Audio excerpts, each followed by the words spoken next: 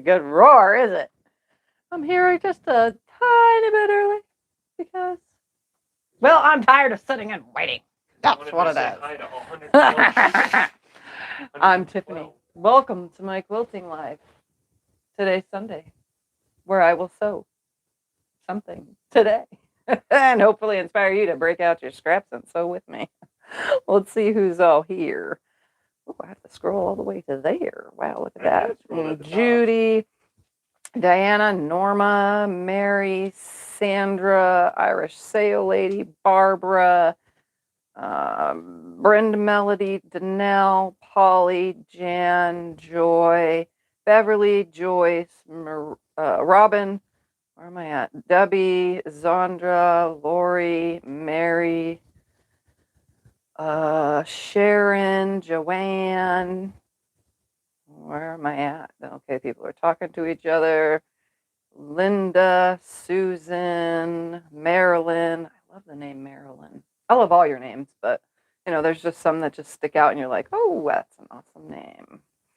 And Elsie and Barbara, and I don't know what's happening to this computer. Maybe it doesn't like me because Scott touched it first. But I've pressed it like 3 times now and it's kind of just like going crazy.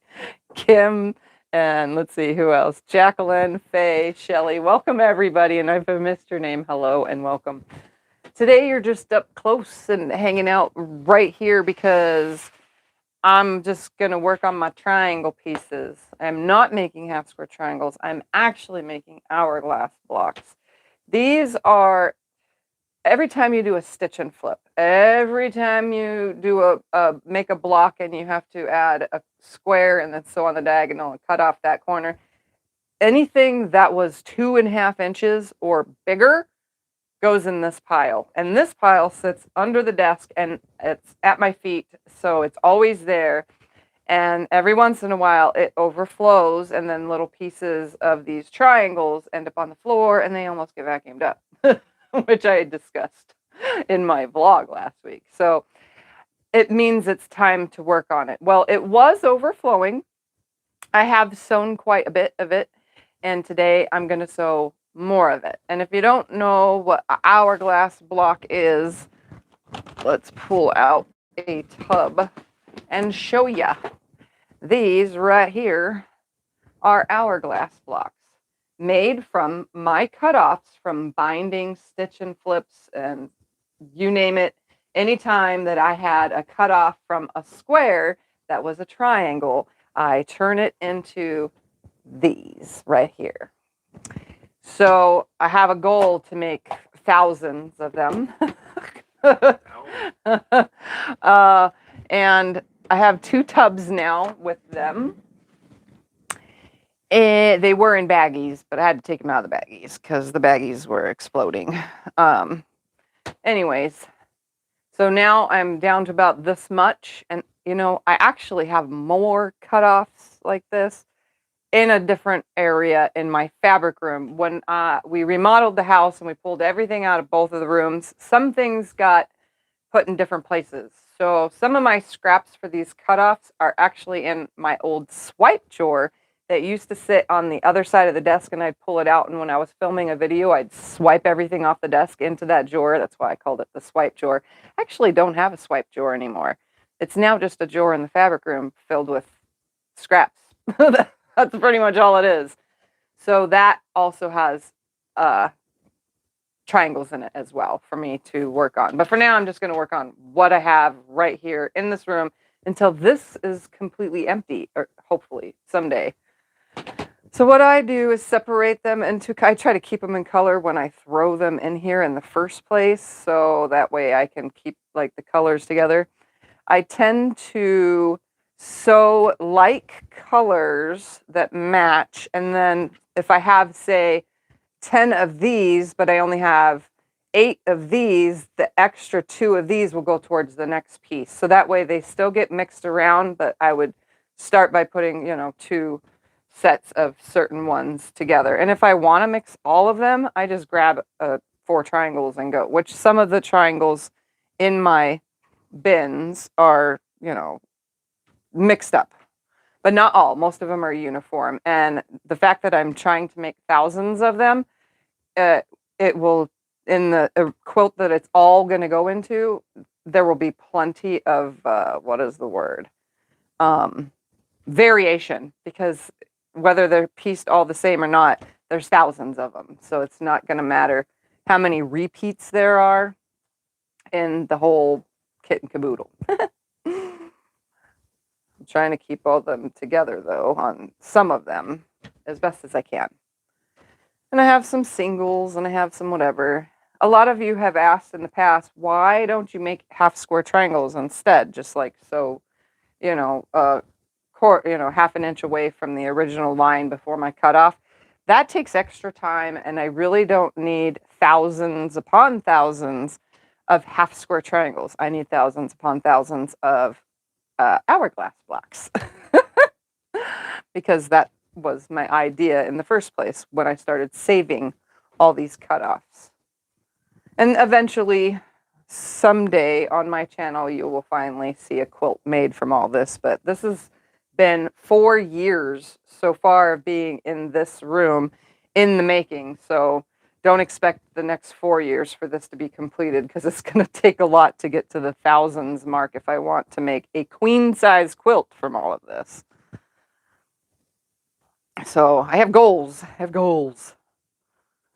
And they're easy to sew up. They go up together so quick, fast, and in a hurry. They're not like something that takes forever to do. I was, for the longest time, sewing them right after I finished the project or during, so that it can go towards the next project or whatever. But I stopped doing that because I kind of got a little lazy with it, you know.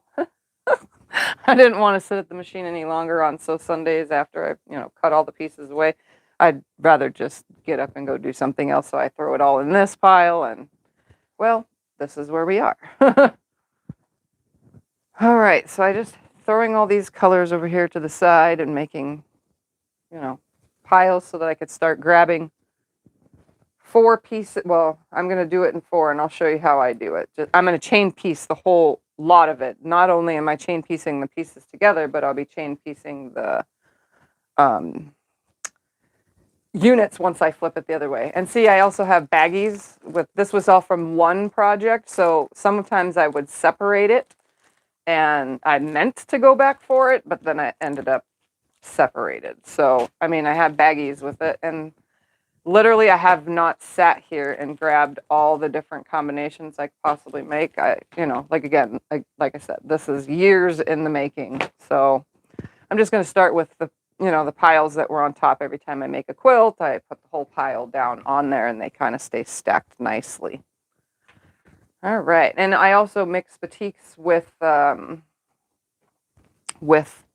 regular fabric as well. So, all right, what I'm going to do, and you can see right here, is I'm going to take 4 pieces, 2 of each color, and I'm going to make an hourglass. So the top 2 have a point, and the bottom 2 have a point. So I'm literally setting it on point to sew it. And then what I do is I'm going to make sure that I have a 1/4 inch seam before I do anything else. And I'm going to put them the top right sides together. And they're not all the same size because I never cut off my cutoffs all the same size. I usually do binding with scissors now. I used to do it with the rotary cutter and do all my binding cutoffs with the rotary cutter, but I haven't been doing that lately. I got to see what thread is in the bobbin. None. I knew that I wound a bobbin and didn't even bother putting it in here. So I have to do that first, and then I can sew. All right. So again, the point goes in first. If you have one of those machines that has an open throat space, the open needle plate, and it has the elongated oblong shape hole, it's kind of hard to put those points under there. So if you do hold your thread tails to suck it, it would also help if I had a stitch length. I've been doing all sorts of other things, so my stitch length and everything gets messed up. All right, and then I'm going to send the next through like this with the square at the top. So I'm going to keep alternating like that. So again, I'm going to take my pieces. What's your bug on your sewing machine? It's a cockroach. They always ask you that. My cockroach. It's my cockroach friend. He likes to hang out with me.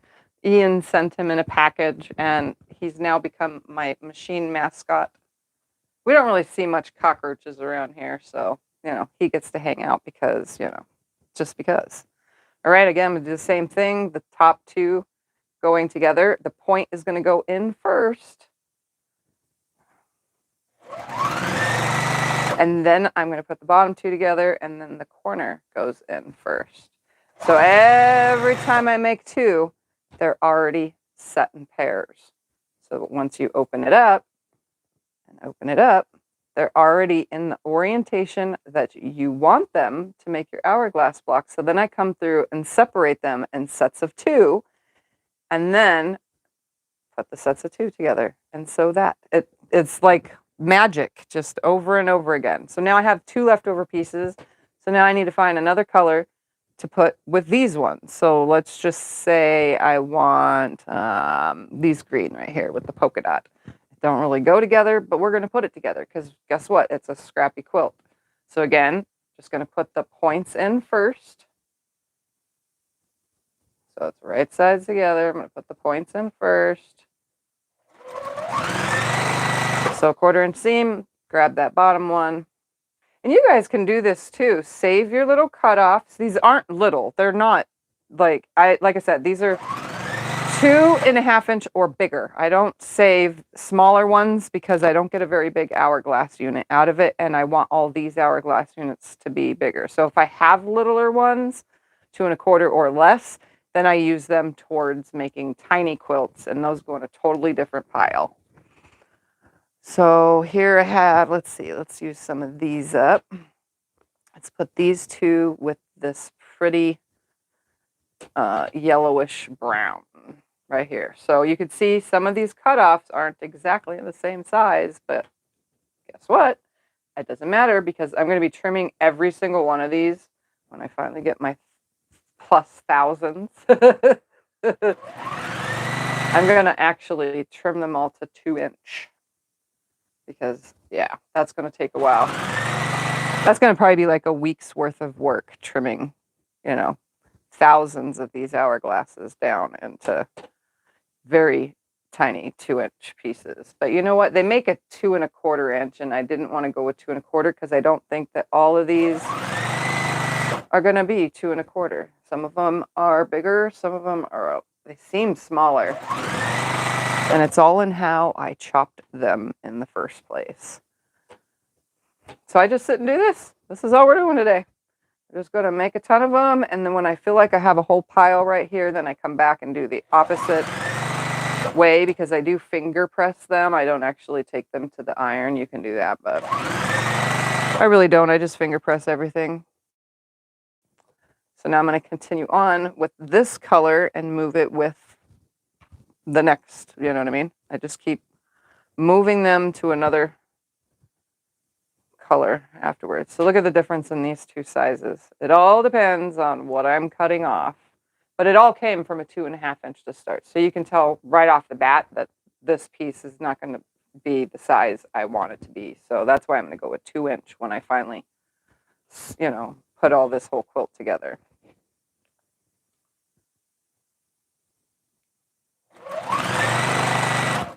Hopefully everybody's had a wonderful week. I did my normal thing I do every week. Monday I worked out. Tuesday I sat around and did nothing. I did sew some of these. And then Wednesday I worked out and went to physical therapy. And then Thursday I sat around and did nothing. You work throughout the day. You make it sound like you don't do anything all day long. I long arm quilted. You do work throughout the day. And then Friday, I did the same thing I do on Monday. I worked out. I work out Mondays, Wednesdays, and Fridays. So, and Wednesdays is a two things, though. I work out at home and then physical therapy at the same time. Like I do physical therapy that same day. So I kind of get twice. I really don't get a full workout of physical therapy. I ride a bike. Woohoo! I can't do it at home, so I guess whatever. And then Friday night, I watched Becca because she was live. What else did I do Friday? I long arm quilted on Friday. There's some bright yellow. Let's mix bright yellow with this green. I think that'll be pretty. Why not? Sure.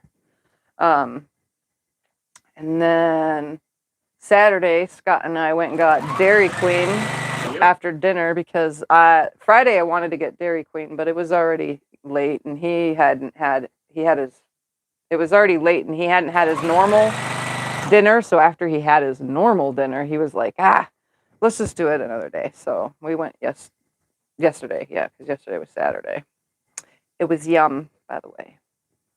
It's not very often we go to Dairy Queen, but we had a coupon because we are coupon people.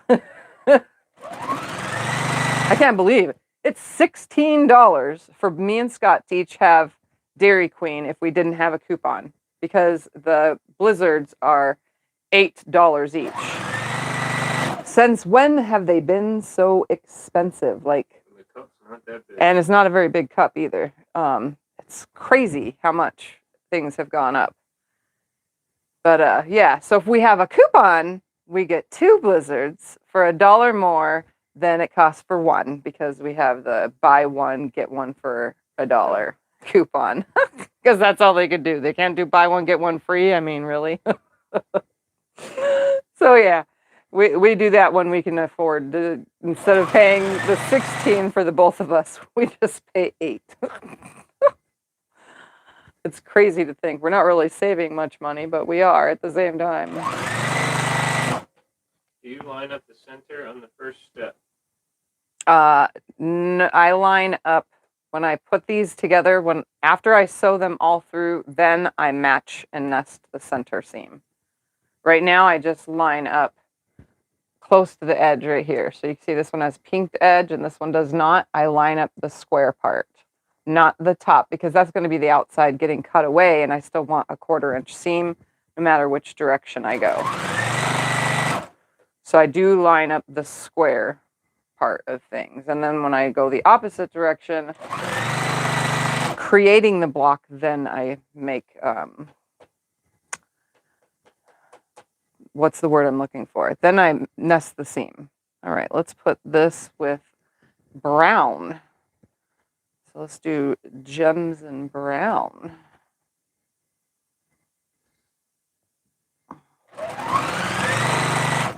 These gem pieces are from when I made the ugly jelly roll race quilt that I made. I made a really ugly jelly roll race quilt. I haven't quilted it yet because it's so ugly. It's been hanging in the closet for a while. I've deemed it when I finally do my blindfolded quilting video, I deemed it the quilt that I will be quilting. Because guess what? It won't matter what I quilt on that because it's already ugly. It was definitely not the right kind of pattern for the kind of fabrics that it was with these gemstones on it.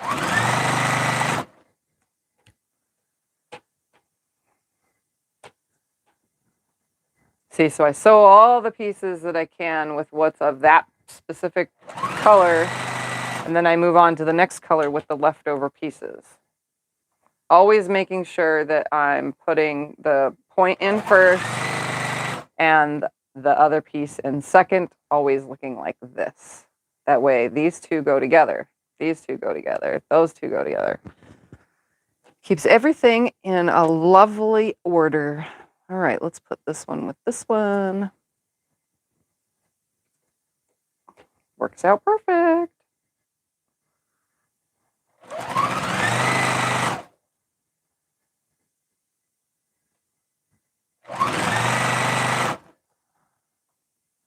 Sometimes I make a big stack on the table next to me on my extension table and have them pre-ready to sew through.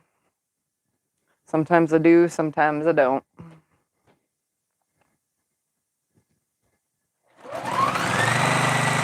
Depends on how fast I'm trying to sew these up.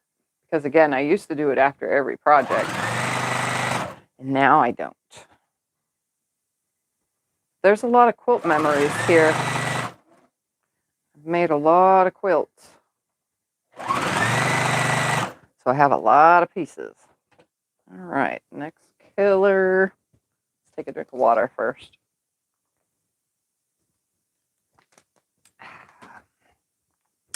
Let's put some zebra stripes with it. Why? Because I can, and there was only 2 of those, so I'm gonna use it up. Oh my goodness, come on. Right there.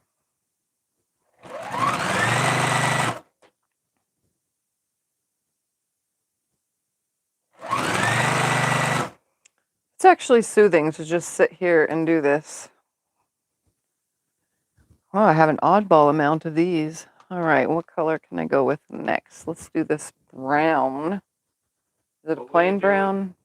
What we do with the triangles when you only have one of a color, so it won't match. It goes in a, the triangles that I only have 1 left of, they go in a pile, and then I just match, put 4 of them together. So if they don't match, they don't match. Like I said, this whole quilt that I'm going to be making from this, there's nothing uniform about it. It's just a scrappy quilt. So some of them will be just scrappy 4 different pieces in the hourglass, and some, like right now, are, I think that one goes with that one. No, it does not. It goes with that one right there.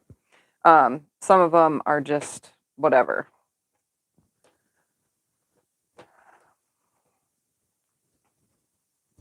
So some match and some don't. I try to do a good amount of mixing everything up. Let's do 2 of these. And I've sewn them together wrong before. I've gotten down a certain farness and been like, oh, well, I sewed that in upside down. As long as I'm sewing them in sets of 2, it's what helps me keep everything in order so that I know that those 4 go together, those 4 pieces. All right, so now we're working on these. These could have black. Let's use some black. And see, like I said, this is binding. You can see how it's folded over. I don't even bother pressing it first. I mean, sometimes I do if I can't get it to lay flat, but this was a piece of binding. So you can see when I cut off at the fold, that pre-folded part of the binding gets left there, you know. So I still use those pieces as well. I don't throw anything away. It's really hard for me to throw away fabric. It costs a lot of money. Yeah. And I don't make a lot of money. So I definitely don't throw anything away. Well, I do if it's less than an inch. There are some times, though, that I throw fabric away. Like I have a trash can full and I throw it away because I quilted on it or something. And instead of ripping the quilting out and saving it, I'm not that much of a penny pincher. So those I just throw in the trash.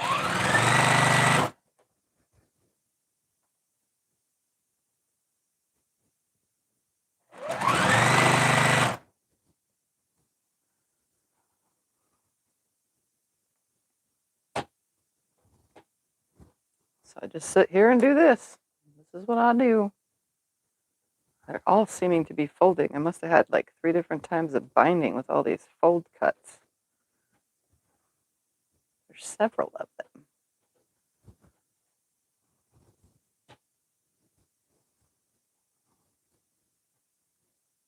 Come on.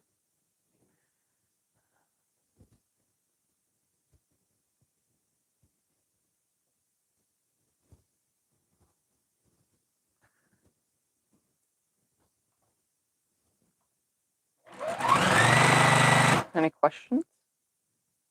I feel like I have nothing to talk about. Anything that you can't answer, but I can? I asked you to. Asked them if they wanted to do an auction.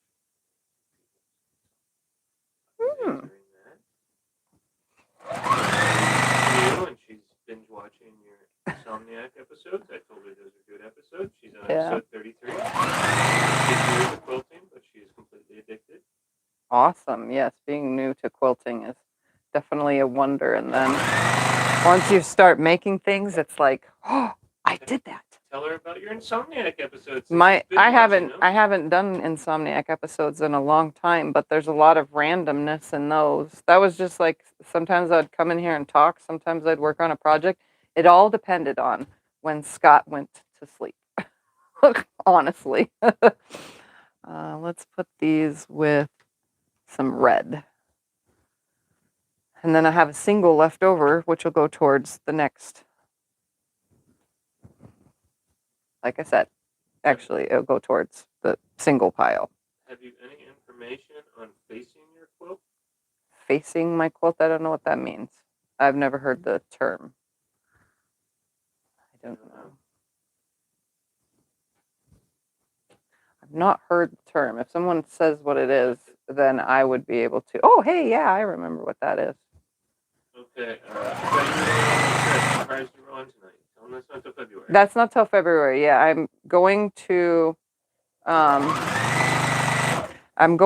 Virginia for a week and then to North Carolina for a week. And that's in the end of February and a little bit the beginning of March. I will be gone, but I won't be gone from YouTube because I'm going to a quilter's house, so I'll still be able to do my Sew Sundays. They might not be as long because I will be in a different time zone, but I will still be doing them.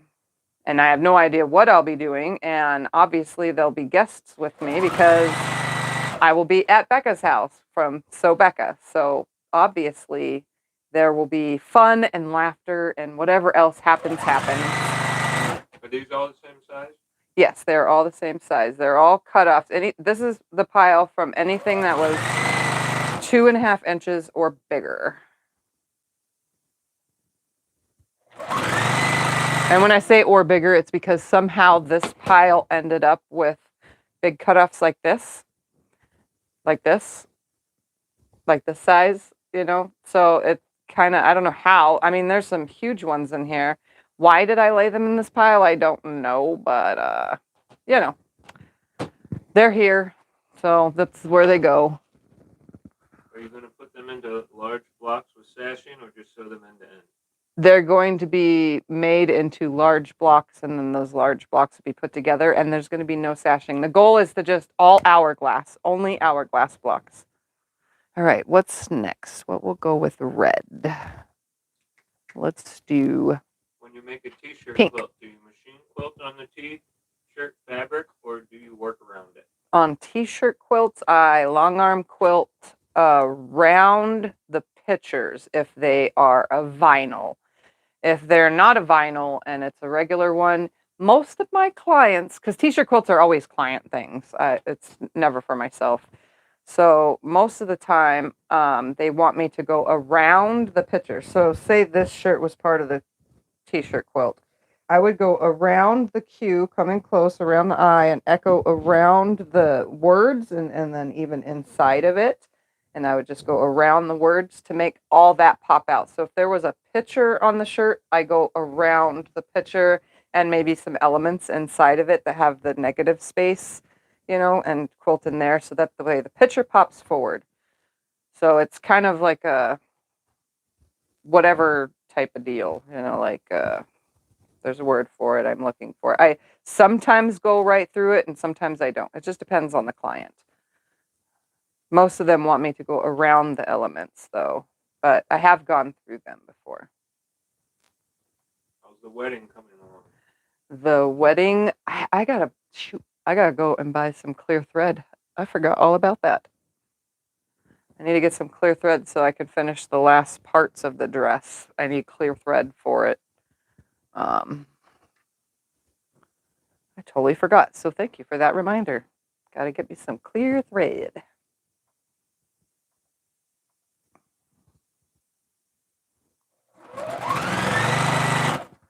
And then the only other thing to worry about is how am I going to alter the dress, because I still have to do something with the size around her bust or bodice area.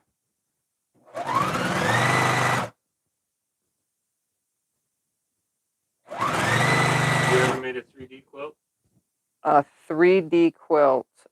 Sort of, yes. But not those ones that have the interlocking looking and it looks like it's popping out. I haven't made one of those yet. That's on my bucket list of quilts to make. I got to show you because I got this pattern and I really want to make it. And this one's kind of 3D. It's called Twister Illusions. And it's actually made with the, there's a ruler. What is it called? The twister ruler. This one's made with the mini twister. And I really want to make this. I just haven't yet, but it's a goal to make this one. And it's right there in front so that I can remember, this is what I want to do. I haven't done it yet, but it's there and it's ready for me. And I have the big twister and the mini twister ready if whatever I want to make with that. So that's the first one I want to do. But I also have a couple patterns for the ones that look like they're, illusion quilts. It looks like they're 3D flying off the fabric. Just haven't got to them yet. It's a goal. It's a goal.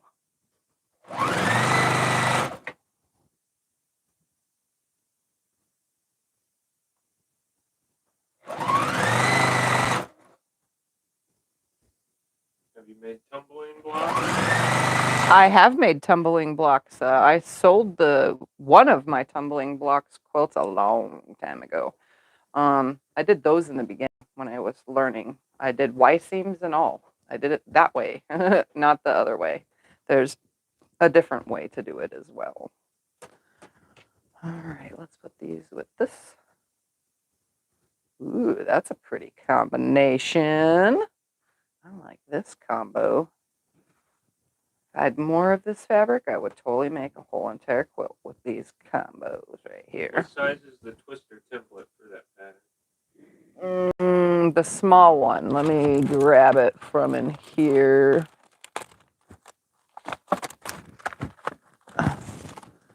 So they make a little twister, which looks like it's like a 3.5-inch square. And then they make a twister, which is a giant ruler that's right here, this big, from here to here and here to here. It's a giant twister one. I haven't made any of them, but I got them to make them. Goals. So the pattern is for the mini twister, or little twister is what they call it. What does the twister template look like? Oh, here, we'll take it out of the package while I have it out. All right, it looks like this. So it's this little thing, the rubber thing came off and like moved itself. I don't know what to hold it against so that you can even see it. Can you see it? Does it show up on camera? Or is it too see-through? Yeah. Oh, okay. Well, it looks like this. It's just a specialty template that has specialty markings. It is actually bigger than 3.5 inches by a couple millimeters. So this it looked like 3.5 inches, but it's about 3.5 inches, but it's bigger. So look at that. You can't do it without the ruler because it's not exactly 3.5 inches. And the big one. Do you have a video on how to join binding on the diagonal? Let me get to that after I do this. Then we'll work on the next question. And the big one looks like this. So it has the diagonal, it's not diagonal, it's almost diagonal both ways to create the twist, which is why they call it the twister. The only reason why I haven't done this yet is because you make a whole entire quilt top in a certain color order, and then you chop up, you make it with borders and all. And then you chop it up and it creates the cool designs. This ruler is, if the other one's not quite 3.5, I bet you this one's bigger than, yep, this one's bigger than 8 inches too. It's right at 8, but it's bigger than 8. So I guess no forging of these ones because they want you to buy the ruler. It just creates a really awesome pinwheel. And like I said, I want to do the Twister Illusions quilt. I probably should start with a regular twister quilt first and then do, you know, a harder pattern. But yeah, I have those. I've had them for a couple years now. I just haven't made them yet. I should, but I haven't. Okay, do you have a video on how to join binding on the diagonal? I do have lots of videos about binding. Tons of binding. There is, if you type in binding and Tiffany's quilting life, you'll probably get like 45 or more videos. There's lots of binding videos. For a while, I would come live, you know, because lives were random for the longest time. I would just come live because I needed to bind like 3 or 4 quilts before I can start more. So I'd come on and show you guys how to bind. So there's lots of videos. I mean, I even show you how to bind in the Weave It quilt, the original Weave It video. I show you how to make custom binding with straight stitch pieces, not even on the diagonal. How to use up the leftover pieces from your quilt and turn those into binding, you know. I show that. I definitely have lots of binding videos. Tell them to watch Weave It. It's one of our most watched videos. If Yeah. they haven't seen it, they gotta watch it. Yeah. It's popular. Let's put this with this. Are you gonna make some Ohio star blocks with your hourglasses? No, I'm making just a random quilt with all of this. Have you ever done English paper piecing? I have not done English paper piecing. I have paper pieced. I just not done English paper piece. I have hand pieced, again, still have not done English paper piecing.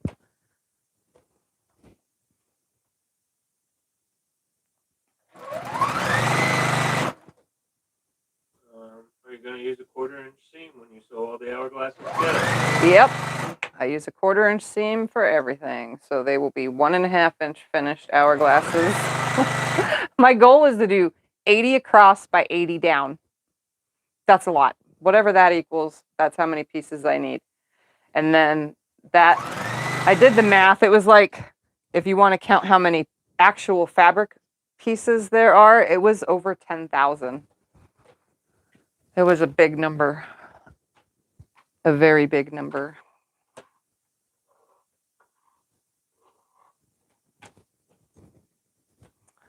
All right, what should I mix these ones with? Let's put them with the jewels. That'll work. Do you cut your own fabric pieces? Yes, I cut my own fabric pieces for everything. Everything that I do it all myself. I have used my AccuQuilt. I do have an affiliate, if you guys didn't know, with AccuQuilt. It's in the description below every video and on my About Me page. I do use the AccuQuilt for certain things, like cutting 2-inch squares. Because when I want to cut them in bulk, all the leftover scraps from something, I just pull out the little AccuQuilt and cut them down. Because I'm trying to up my 2-inch square bin. Like my 2.5-inch bin is, those I have a couple bins of, but my 2-inch square bin I don't have a ton of. So I've been cutting some scraps into 2-inch squares.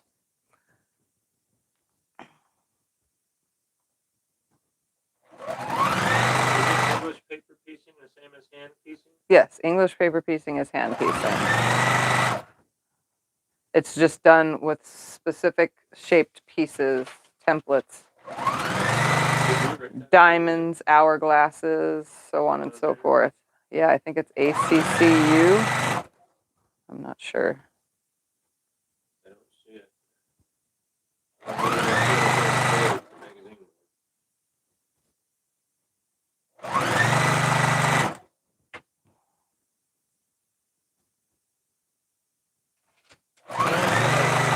ACCU? Mm-hmm. I will try it.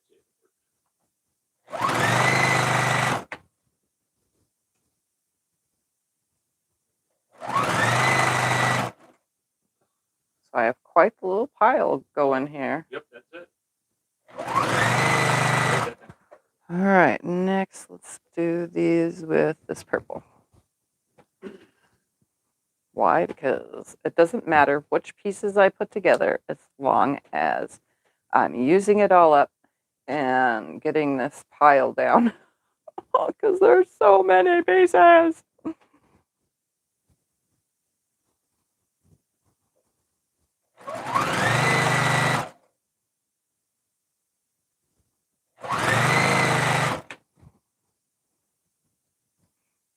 And to most people, this looks boring, right? I'm having fun. I'm having fun mixing the colors up, sewing the pieces together and going, hey, I want to use this next, or hey, I want to use that next. I'm going to use this pink now.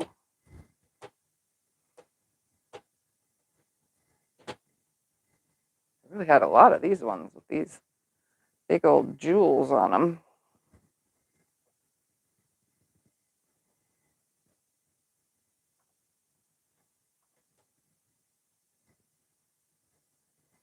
Literally, it's still going.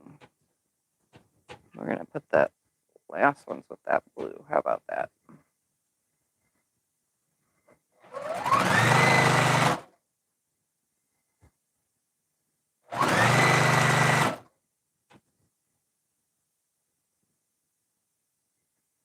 So many quilts worth here. There's one. You and Becca make me want a Juki. These Jukis are amazing. So I've been getting asked frequently, actually more than frequently, I've been getting asked this for a long time, but I'm going to say it out loud instead of just in comments or emails. Why do I prefer this straight stitch Juki when I could have 500 bazillion different other kinds of machines that are not straight stitch only? The reason why I prefer this machine, and this is not just a Juki only kind of thing, this is straight stitch. The higher speed, I love the higher speed. The next thing I like is the fact that the needle plate has a small hole, just big enough for that needle. So when I'm doing projects like this, I don't have to worry about my needle sucking my fabric corners down in, making tangles, ruining the tips of the blocks, and just making a mess. I don't have to worry about holding the fabric. I don't have to worry about any of that. I just sew them through, and it works. The next thing I absolutely love about a straight stitch only machine is that it's not computerized. Like, obviously there's a function in here that allows me to cut thread. It has a computer type thing in there. It's like the parts and pieces, but it's not a visual computery thing. I like the fact that I can just come into my room, flip the power button on, and start sewing. I don't have to worry about the screen on the side going out, the LED lights in it going out. I don't have to worry about fussing with, okay, I need option A, and looking at the chart to say, okay, that one's straight stitch, that's my 1/4 inch one, that's my whatever, and then adjusting the stitch length, blah, blah, blah. With this, I just have a dial. If I need a different stitch length, it's just a dial. When I turn my machine on, it's the same setting that I left it at last time. When you turn your computerized sewing machine, digital everything on, it's not at the same setting that you left it with. It goes back to the beginning, which is the basic setting that comes on the machine, you know, whatever it comes on at. So you have more things you have to worry about. So that I like this because it's 100% mechanical. I don't have anything extra to do. I just turn it on and start sewing, which to me makes sewing funner because I don't have to worry about it. And again, I don't have to worry about computer stuff going out. I don't have to worry about any of those extra things that happen with computerized sewing machines. Just a big lover boy. He says, Mama, what are you doing? You're ignoring Mama me. is not ignoring you, kitty kitty. He says, you're ignoring me. I'm in here being just a big lover boy, and I need some attention. Thumper had to come say hi. He doesn't know what to do with himself if we don't pick him up and put him on camera, huh? Huh? You don't know what to do with yourself. Anyway, so that's why I prefer my Juki. Plus, it goes fast. And I like fast.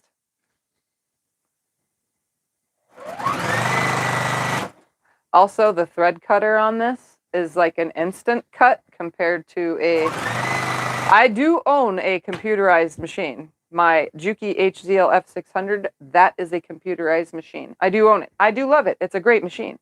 But it's definitely not something you can just turn on. I have to choose a button and choose the width and stitch and all that stuff before I can start stitching. So, again, this, you know. The only bad part is this is a pretty heavy machine. So if you're going to a lot of retreats, this has some weight to it. But it doesn't have a ton of parts and pieces. Everything fits in. Where is it at? It was right here. All my parts for it, except for my walking foot does, fits in one of these little caboodle thingies. So everything I need, my needles, my presser feet of whatever ones I want, they all fit in one small container. So technically, I'm not bringing a ton of extra stuff with me. I just need some thread, some needles, my feet, and I can go wherever I want, whenever I want. And I don't have a ton of extra parts and pieces to take. Just the extension table if I want to use it. All right, let's do this one.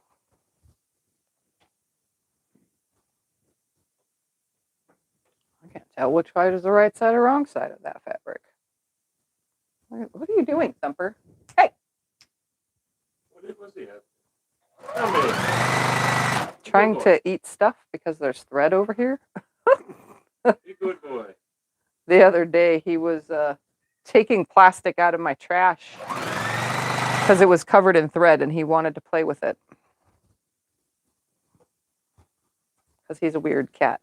But he wasn't eating it. He was just he kept stealing it while I was sewing. I was like, Thumper, just stop. And I'd scare him away and he'd come back and he'd pull more plastic out of my trash.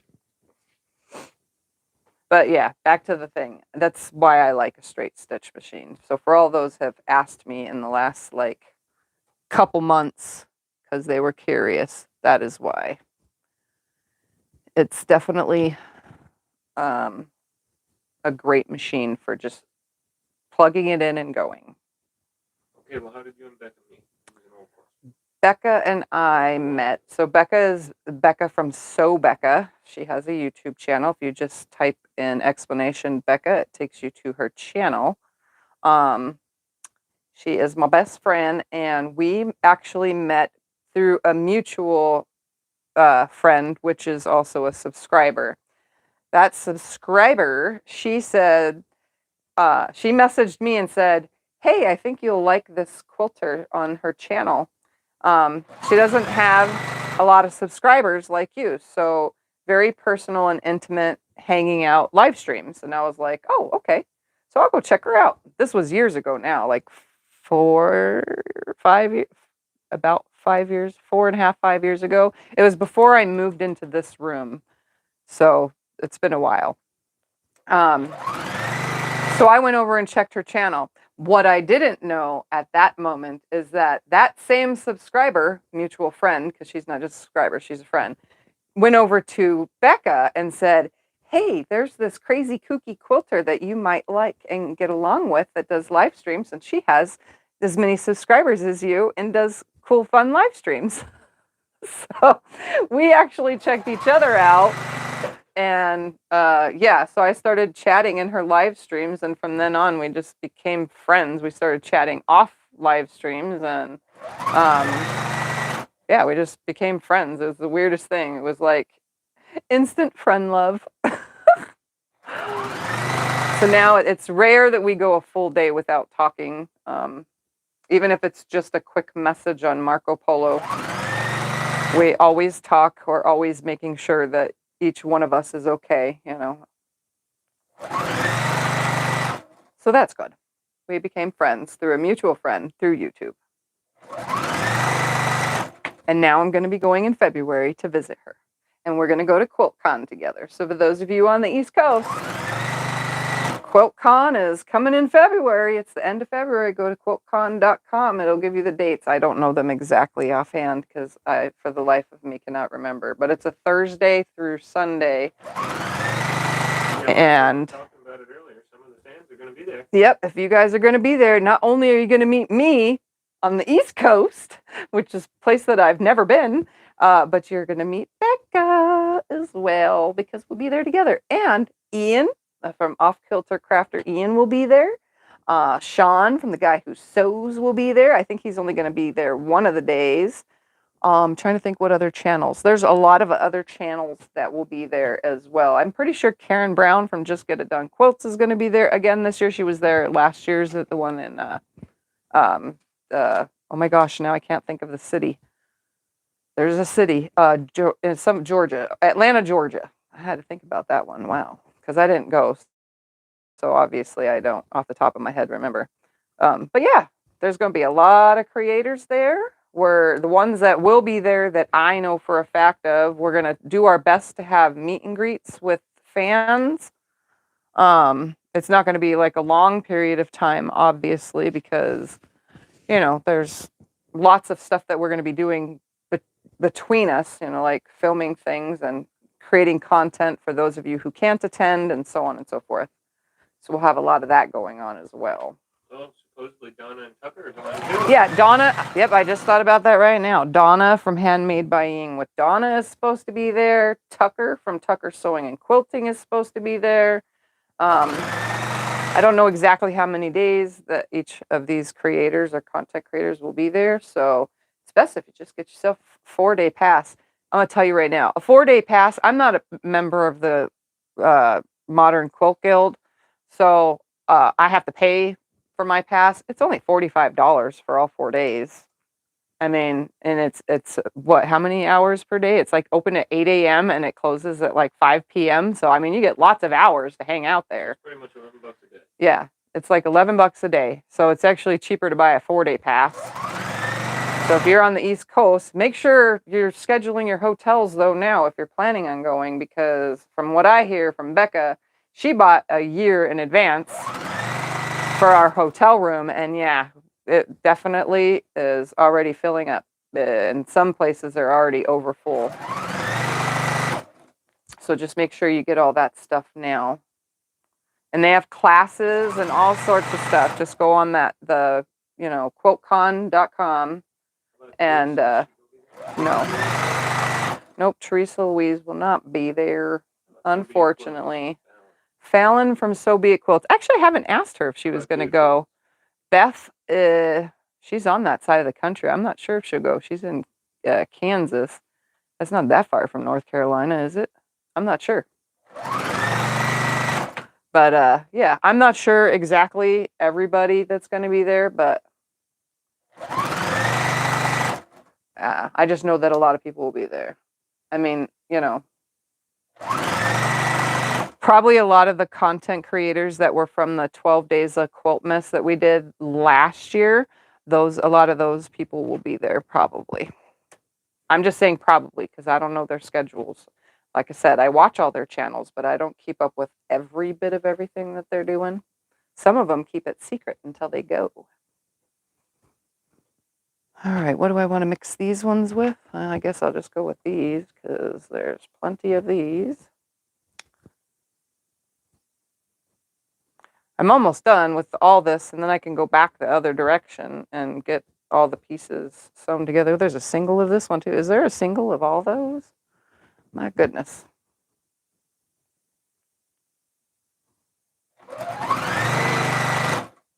But yeah, it's going to be fun. It's going to be a blast. And then after QuiltCon, I'm going to be in Virginia for a week. I'm also going to the Mid-Atlantic Quilt Show. So QuiltCon is like it's like the 22nd or 23rd through 20 whatever. So that following weekend, I'll be at the Mid-Atlantic Quilt Show in wherever beachy area of Virginia.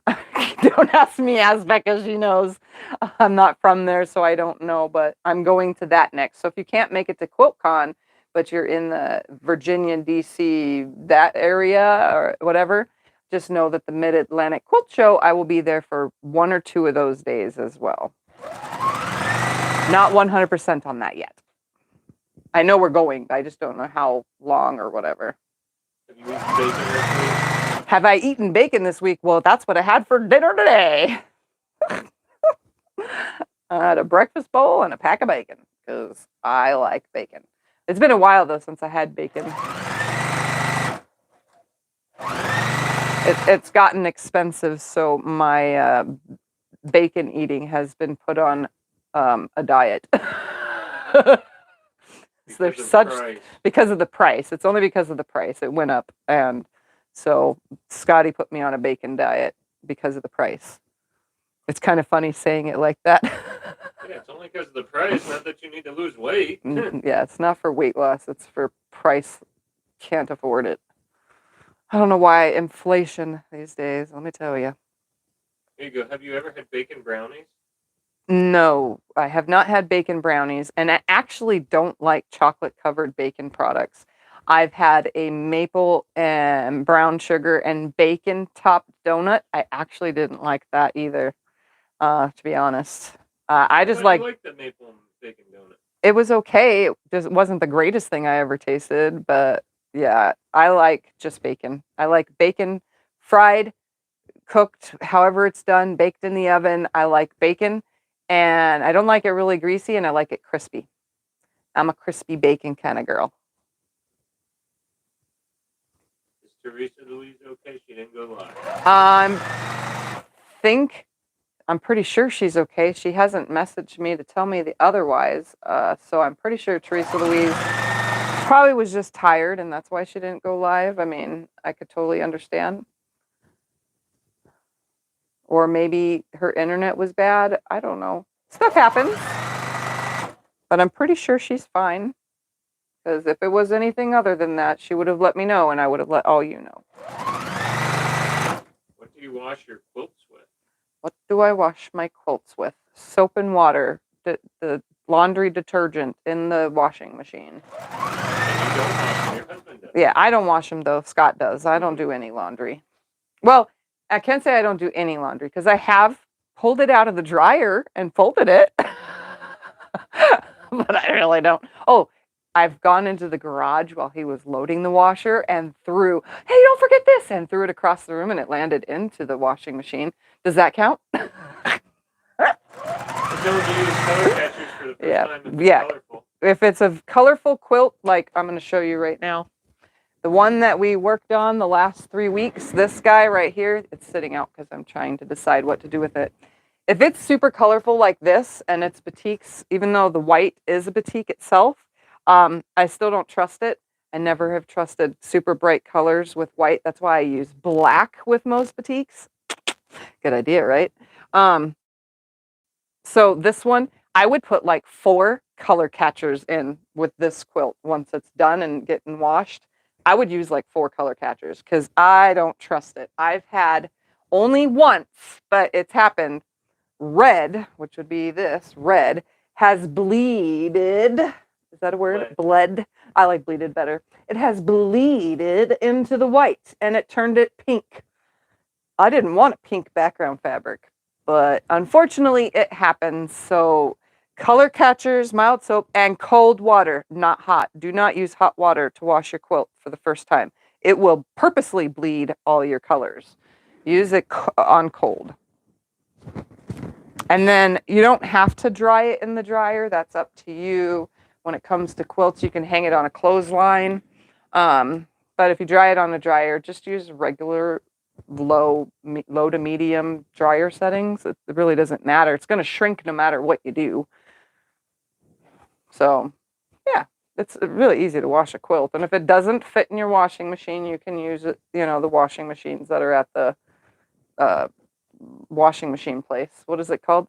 There's a word. Laundromat? A laundromat. You can use one of those big washers at the laundromat, and if you have like 5 quilts to wash, just throw them all in there. I think those things are like enormous. I bet you they fit 5 quilts. I bet you they do. Anyway, it's easy to wash a quilt. So if you are a newbie, it's washed just like your regular laundry, Some people wash whites separate, but we don't here. So, but we don't. Color catchers. Color catcher. We don't have a backpack in here, do we? No, the box is in the garage. Oh, it's stuff you throw in. It looks like a dryer sheet, but you put it in the washing machine with the quilt. I think Carbon makes it. The Walmart sells it, and then Shout also makes color catchers, I believe. There's one other brand I've seen at Walmart. We just buy the Carbon brand because it's the cheapest. And it works just the same as any other one because we bought them all before. And it's this piece of papery looking thing that's soft like a dryer sheet. You throw a couple of them in with the wash, and say you bought a bunch of red shirts and you bought a bunch of pink shirts, and you didn't want your pink shirts to be super duper duper duper duper pinky, all stay pink, but you want to wash it all together because you don't want to wash like three shirts, by itself. You throw some color catchers in there, and it prevents those red shirts from bleeding on to those pink shirts. So it absorbs. It's this thing that just, I don't know how it does it. It's some kind of chemical probably on the sheet that absorbs the color. So that's why they call them color catchers. It absorbs any excess color. I put them in with quilts that have black in them, and the color catcher usually comes out black because most of my quilts have black. But yeah, it's best for the first wash. Sometimes the second, depending on the quilt, especially if it has white in it, to put color catchers. And I always put more than one. The box says you could put just one per load, but we always put more than one on a first wash. And I always recommend it when I sell quilts. Most of the time, sometimes we forget, but most of the time I include color catchers in the sale with, I put it in an envelope with the quilt to the new owner, because I don't wash quilts usually before I sell them unless I don't trust something. Then I'll wash it, but I save the washing up to the person if you guys want to use your own laundry detergent or you want your certain scent or what are those called? Like we use beads for my clothes, but Scott don't use them for his clothes, the downy beads. I like them for my clothes. So you guys could have, so you don't know what's done. So you can have your own, smell to your quilt.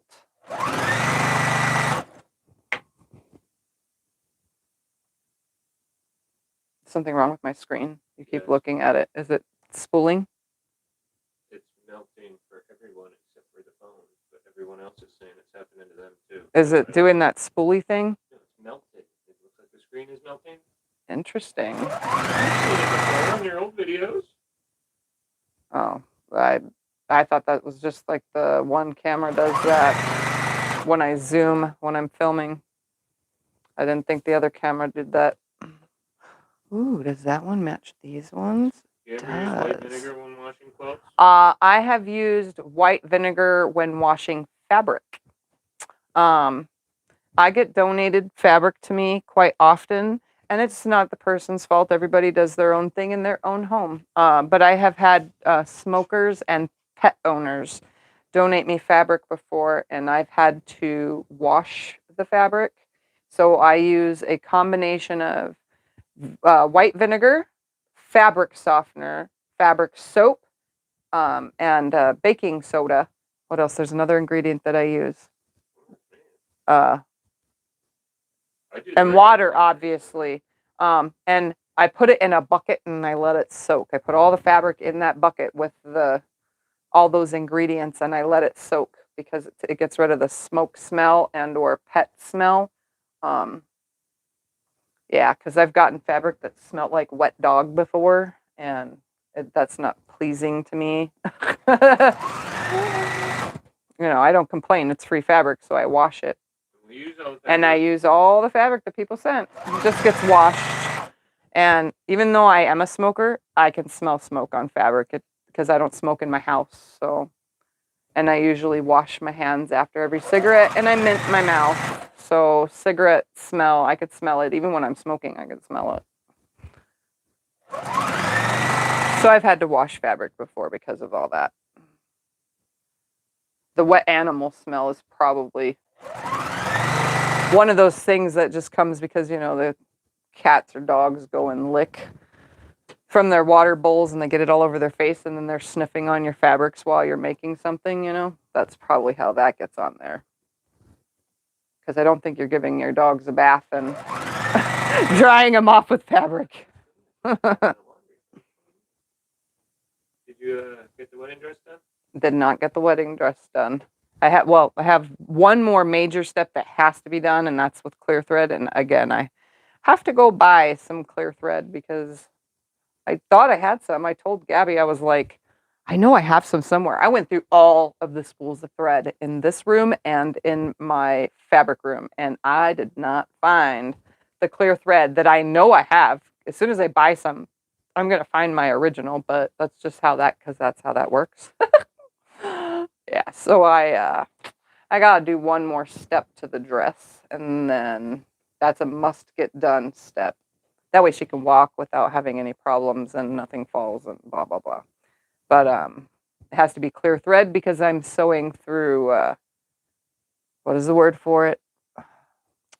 Tulle. Tulle. Tulle. Is that how tulle is spelled, or Toole? I don't know. The normal word that I know of for what I have in the garage is TOOL. Yeah, the stuff that you use is TULE. Yeah, I think it's TULE. I think it has a U in though. I'm not trying to say tool like a tool that you use. Yes, it's the fabric. It's The like fabric. mesh see-through type The stuff. see-through meshy shit stuff. I said bad word. TULE. Yeah. So I have to use clear thread on the tool because then you're going to see where I stitched, and we don't want that. We don't want you to see where I've stitched. So I need the clear thread for that. So I got to go buy some. And I forgot all about it.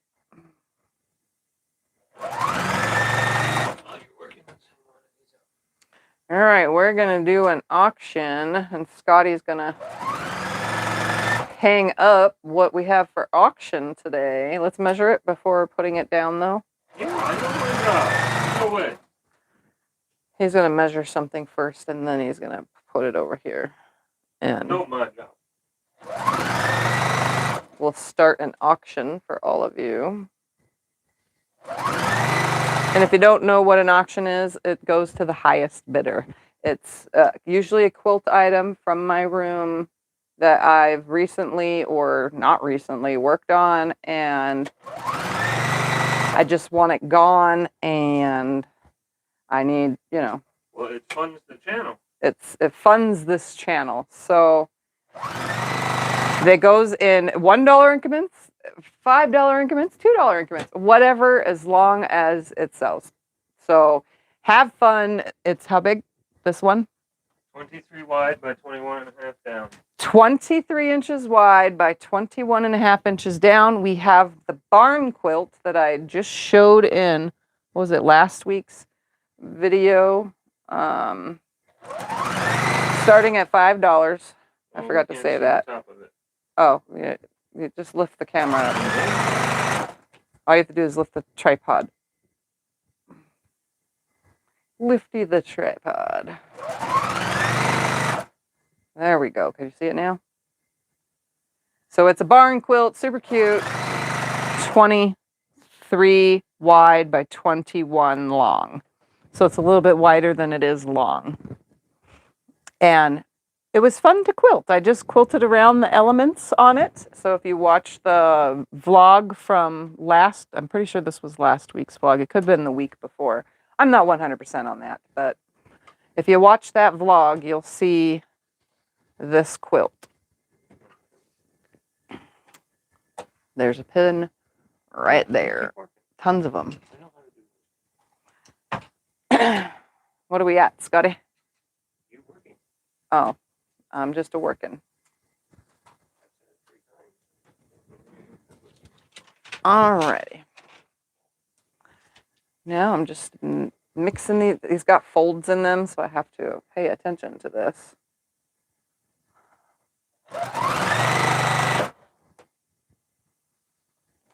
On the back, he's going to turn it around. You know, we should be smarter and actually bring in some clothespins from outside. Yeah, I know. For when we do this. That would be very smart. The back is pumpkins. He's bringing it up close for you to see.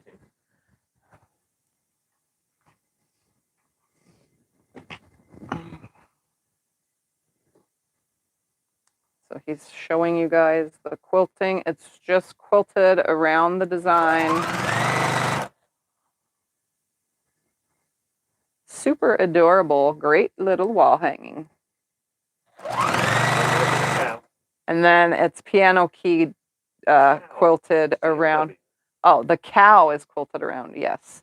The borders are piano keyed, which just looks like piano keys. I quilt straight lines. Does it have a sleeve to put it on a It rod? does not have a sleeve. I don't actually put sleeves on the ones that I'm not keeping for myself because I don't know other people's hanging options. They might want to just lay it on a table or pin it to the wall. I don't know what everyone else likes. So sometimes quilts get a sleeve or some kind of hanging option, but most of the time I don't because I don't know what you have at your house to hang quilts. Some people have like a bar that they clamp it to. I know my friend here locally in town, she displays all her quilts on this wooden clamp system. It's a long wooden clamp and you put the quilt between it and then you just tighten the little pins on it. Everybody has something different, so I kind of don't put anything on them, unfortunately. And if it does get one, it's only because I'm, making it real quickly and I'm like, oh, hey, this one needs this. You're 32. We're at 32. I don't know comments right now, guys, because Scotty walked out of the room for a second. I think he's going to work smarter, not harder, and get some clothespins from the clothesline outside to hang things when we're in here. Because those little clamp things are from the Harbor Freight. It was like a 20-pack of them, and yeah, they've been falling apart ever since the day I bought them. They are not very good. But they clamp things. If you don't move them, then it doesn't fall down.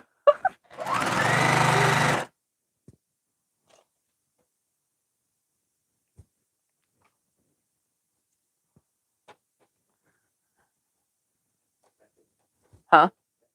Hi, Becca.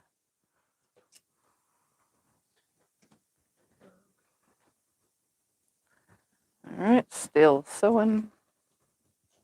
Scotty's still showing it off. He's I went and got the clips like you flipping it around and putting some clothespins on it.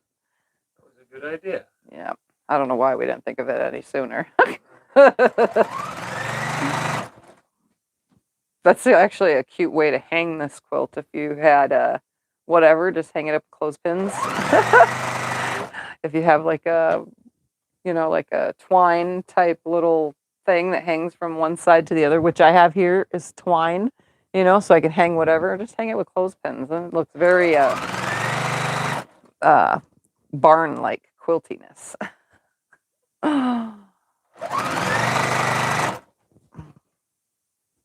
What is that so far, Mr. Scooty? Huh?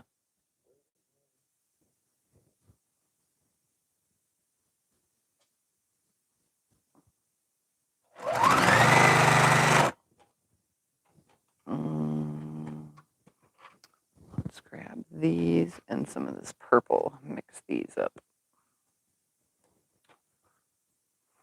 Susie Rose Finley's at 32. Susie Finley at 32. Oh, no, hold on. Beverly Davis just went to 33. Beverly Davis at 33.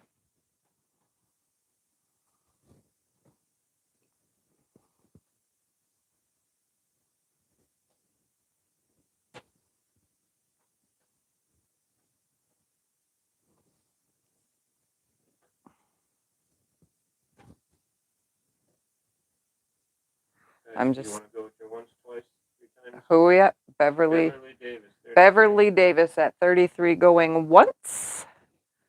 Beverly Davis at 33 going twice. Oh, Susie Rose Finley went to 34. Susie Rose Finley went to what? 34. 34. So we'll give that a second. We'll See? give it a minute then. Scott stopped me this time. Look at that. All right, giving it another minute. Some people's computer doesn't catch up as fast either, so obviously that's a factor in all this. Debbie wants to know if you and Becca will go to Delaware and visit.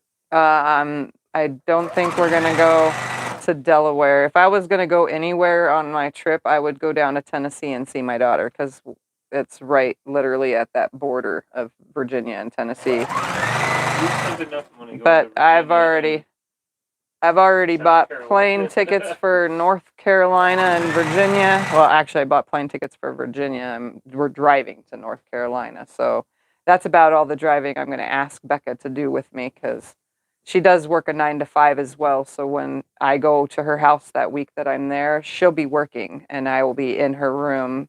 You'll be quilting. Quilting and playing with all her stuff. I actually told her on the phone the other day, I said, don't be surprised if you come home from work and your whole entire room is reorganized. A totally different way. I'm going to move this here and that there just to screw with you. No, I really won't, but you know what I mean. I might get really, really bored. But I also might just sit in her living room and watch TV all week. You know, who knows? I'll find something to do. I might film videos from a totally different location, you know? I mean, you never know. Depends on how QuiltCon treats me. If it's anything like the last QuiltCon I went to, I did get stuck in bed for a while after that last QuiltCon. So we'll see. That whole travel and everything going along with it, it's going to be a lot on me. All right, what are we at, Mr. Scotty? $35, Nancy Gibbs. Nancy Gibbs at 35. How long has it been there? She just typed it up. Just typed it up. 34 was there for a while. Oh. She just typed in 35. Okay. We'll give the other two. Going back to 2 people. We'll give them just a second, and then if it doesn't change, then we'll see what it's at. I'm still sewing pieces anyway. I've almost got this whole entire stack that I laid out on the table sewn up. Quite a few little combinations more, but some of them I can put back into the bin for later. Because there's more colors in there that I can use to blend with everything. Oh, Susie Rose Finley just went to 36. Oh, we're at 36 now. I tell you what, these auctions are getting crazy. Yeah. Oh, Nancy Gibbs went to 40. Oh, that was a big jump. Yeah. We got to jump to 40. Somebody really wants this.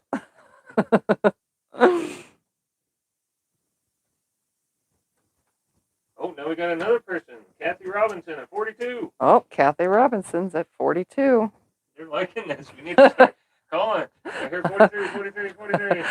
I wish I knew how to talk like that. That would be so cool. It would be different, too, if I was able to talk like that. Nancy Gibbs is at 43. All right. Nancy Gibbs is at 43.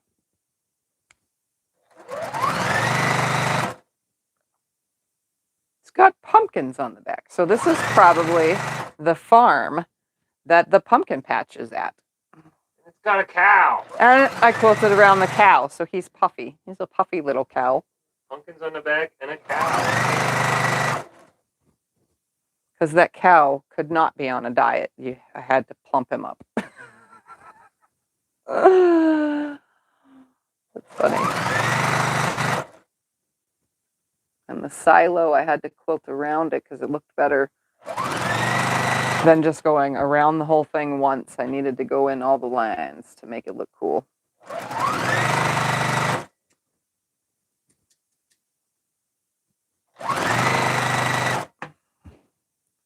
All right, I think I'm going to stop sewing after these 2 pieces that I'm running through. Well, let's see, can I run? Okay, well, let's call it. We're 43. We're at 43 to whom? Nancy Gibbs. Nancy Gibbs going once. 43 to Nancy going twice. Sold for $43 to Nancy. Okay, Nancy Gibbs, Nancy Gibbs, you won. Please shoot me an email that says winner, winner, chicken dinner. And that way you can give me your address and which way you would like to pay, either by PayPal invoice, which has a fee, or by Zelle, which has no fees, and you use your bank to pay me by just sending me the $43 by Zelle to my email address. because that's how Zelle works. It goes straight to my email address.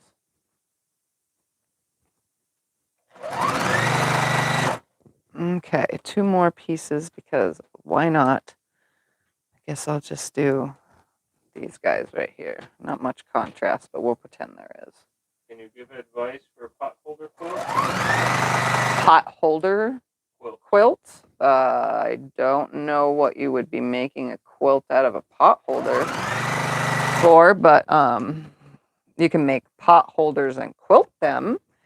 Any advice would be to be very cautious when you're quilting them because most pot holders have some sort of stuff in them. What is the word for it? There's a word for it, and I can't think of it. Stuff that makes it so that you can handle the heat, like Insulbright. Yes. Yeah, that's the word. Insulbright is inside some pot holders, and that can really dull your needle quilting through it. So what I usually do is do tack stitches on them instead of quilting pot holders. I just tack stitch them with like 4 or 5. You know, if it's a square, I'll put 2 tack stitches here and then 2 tack stitches towards the bottom and then 1 in the middle. I usually don't quilt them. So, oh, I had black ones right here next to me too. Oh well, I give up on that part. What I'm going to do now, which you guys haven't seen yet, is I'm going to break thread and I'm going to grab this right here and every 2 pieces. So I'm going to grab my little blade saver thingy mabobber and I'm going to separate every 2. So there's 2, there's 2, 2, 2. And you can tell you're getting them right when they look like they are going to be square together. You'll know that these 2 are not the 2 to separate because they create a triangle. These create a square. So that's how you know. There is no top or bottom. All right, we're going to hang another auction that's going to start off at the $5 mark. Again, you can go in $1 increments or more. This is a octagon, huh? There's 8 sides. 1, 2, 3, 4, 5, 6, 7, 8. Yeah, there's 8 sides. So it is an octagon table topper. It is Christmas. Obviously, Christmas. Oh, you made me forget what it was. We already said He's going to remeasure it because he forgot already. 25.5. 25.5 inches by 25.5 inches. Oh, these 2, the thread broke all on its own. Let's keep those together. So it's a Christmas one. And it is quilted with loop-de-loops, holly, leaves, and berries. Because that's what I usually do on some Christmas stuff. While I separate these, you guys can do your thing. We're at 21. I gotta move it up so they can even see But the he's whole going to move the whole thing up, and then he'll probably have to bring it close as well to show you guys more close-up of the quilting.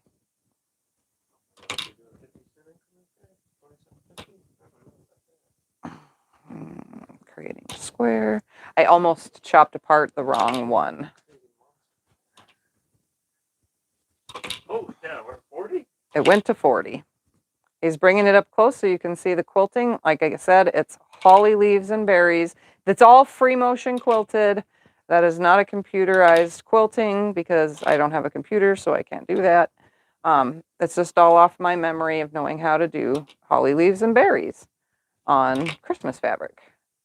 The back is really cute because it's a faux quilty, panel-y looking thing that is all Christmas as well. So it could be used on either side, honestly.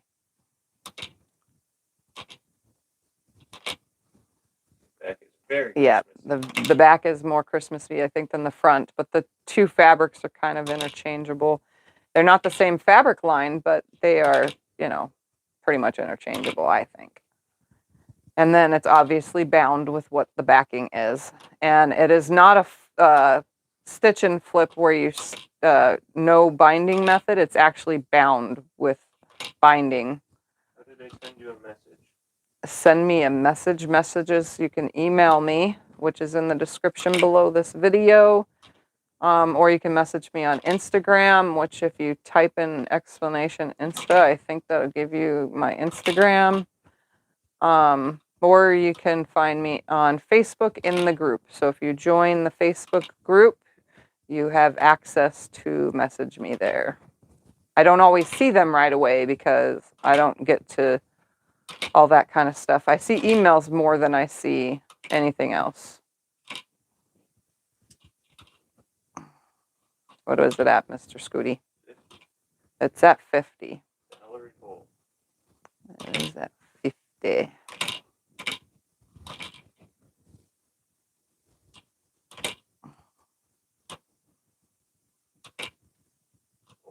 Margaret Hassler went to 53. Oh, it's at 53. Oh, Valerie Bull went to 55. It's at 55.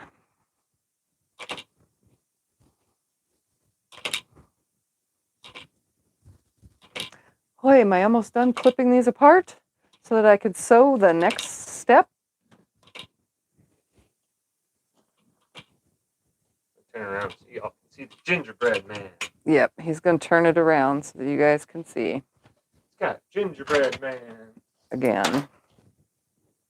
Do it justice here. Yeah.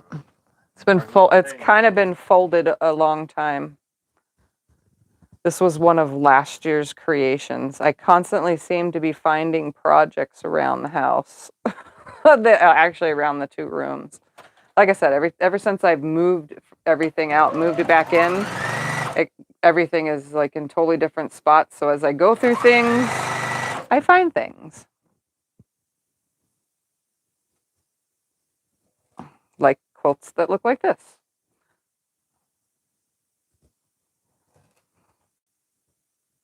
What is it at, Mr. Scooty? 60. It's at 60. Wow. Good for the supporting of my lovely quilty channel.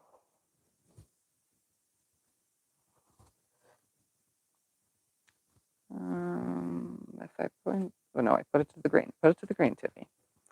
Obviously, I'll show you guys what the next step is, but I do have a lot of pieces to do, so I'm going to actually do these while this is auctioning and the camera is up and out of the way.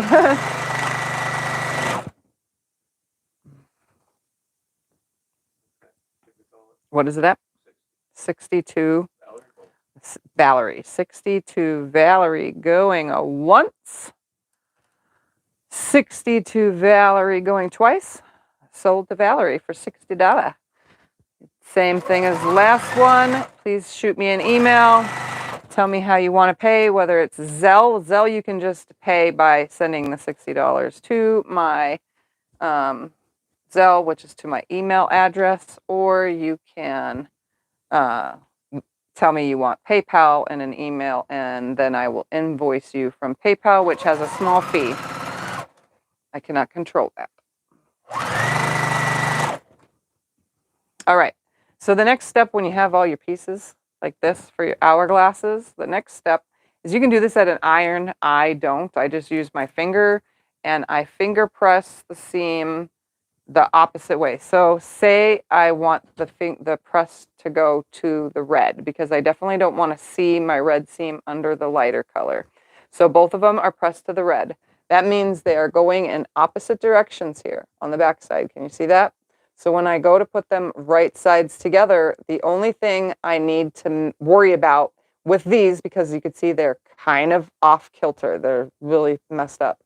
The only thing I'm worrying about is that center seam being nested. So as long as I can feel it locked in my fingers and it's not moving, then I'm just going to stick it under the machine and sew it. Again, these pieces are different sizes, not all equal. You know, I didn't cut all my triangle pieces off equally. So unfortunately, they are not going to be perfect. So again, I just press it to the side I want it to go to. I nest the center. That's the only part I'm worried about is the center. So you can see on this one, look at that.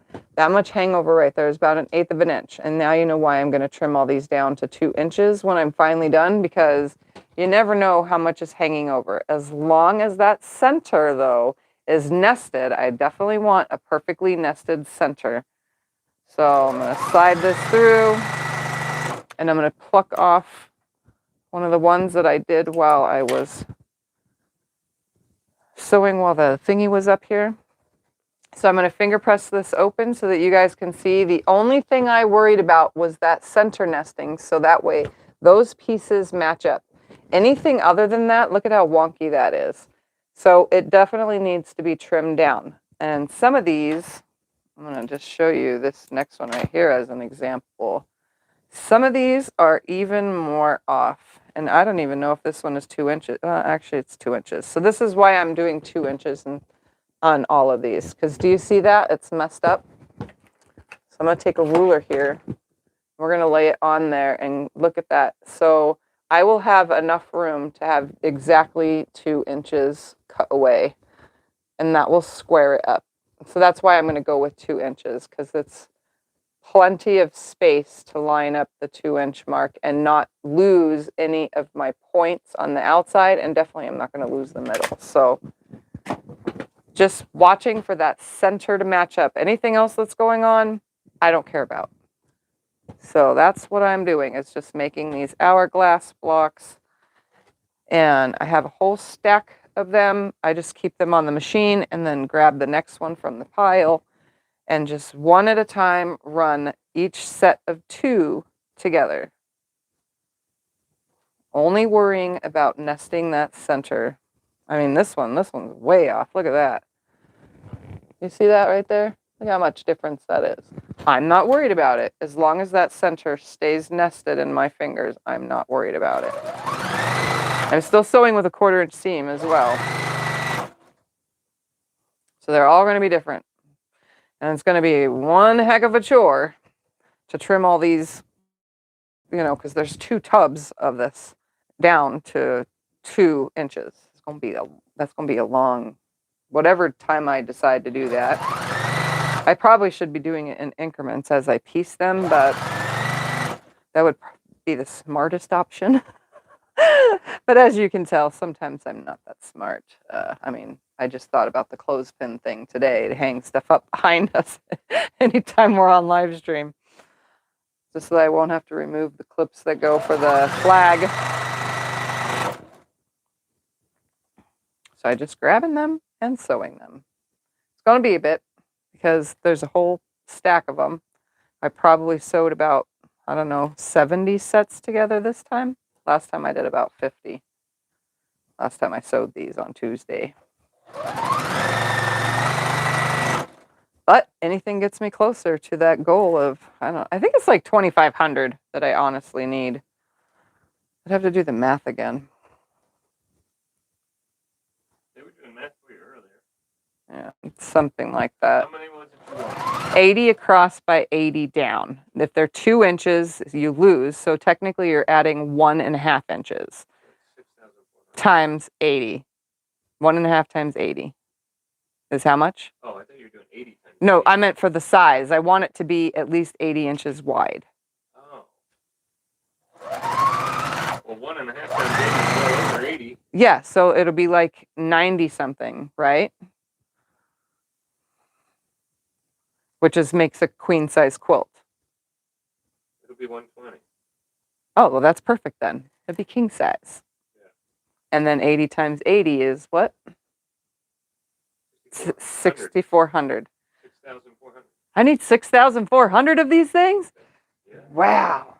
I knew I needed thousands. I probably might give up at like 2,500 though. And just make something.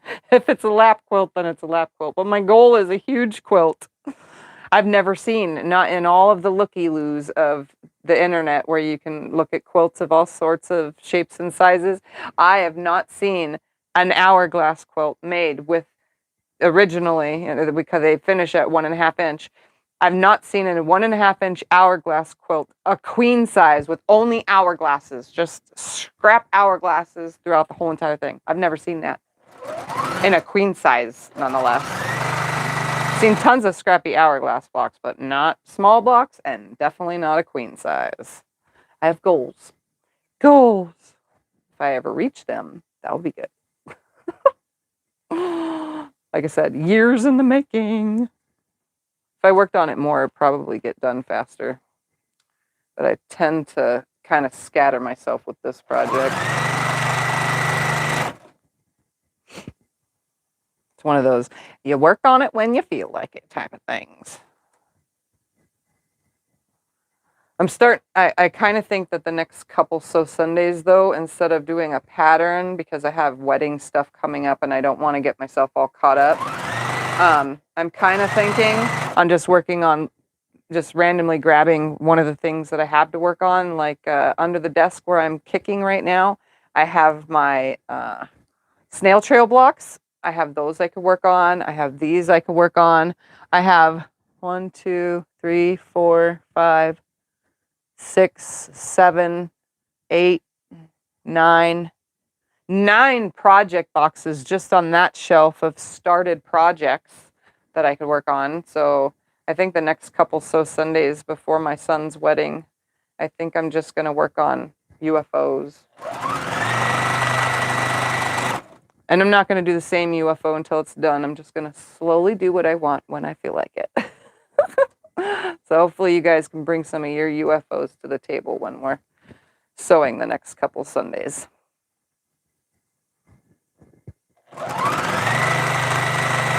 And then after the wedding, I'll get back to my regularly normal working on a project for as many Sundays until it's completed pattern thing that you guys can follow along with. And I definitely want to start that Twister Illusions thing soon. So once the wedding is over, then I can get started on that. Nancy said she sent you a message through your Yahoo account. I think it is. My email, yeah. Okay. Can they send you some?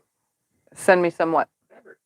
You guys can send me whatever you want to send me. I said we take all donations. Yeah, I take all donations.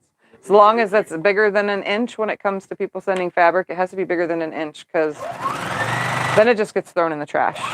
And I definitely don't want to throw fabric in the trash. It's really hard for me to do that.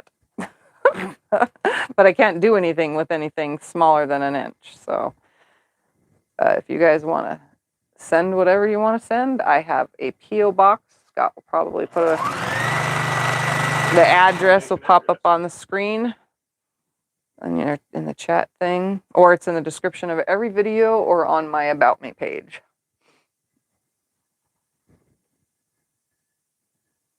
Anybody that wants to send a postcard or anything, you know. I like all that kind of stuff.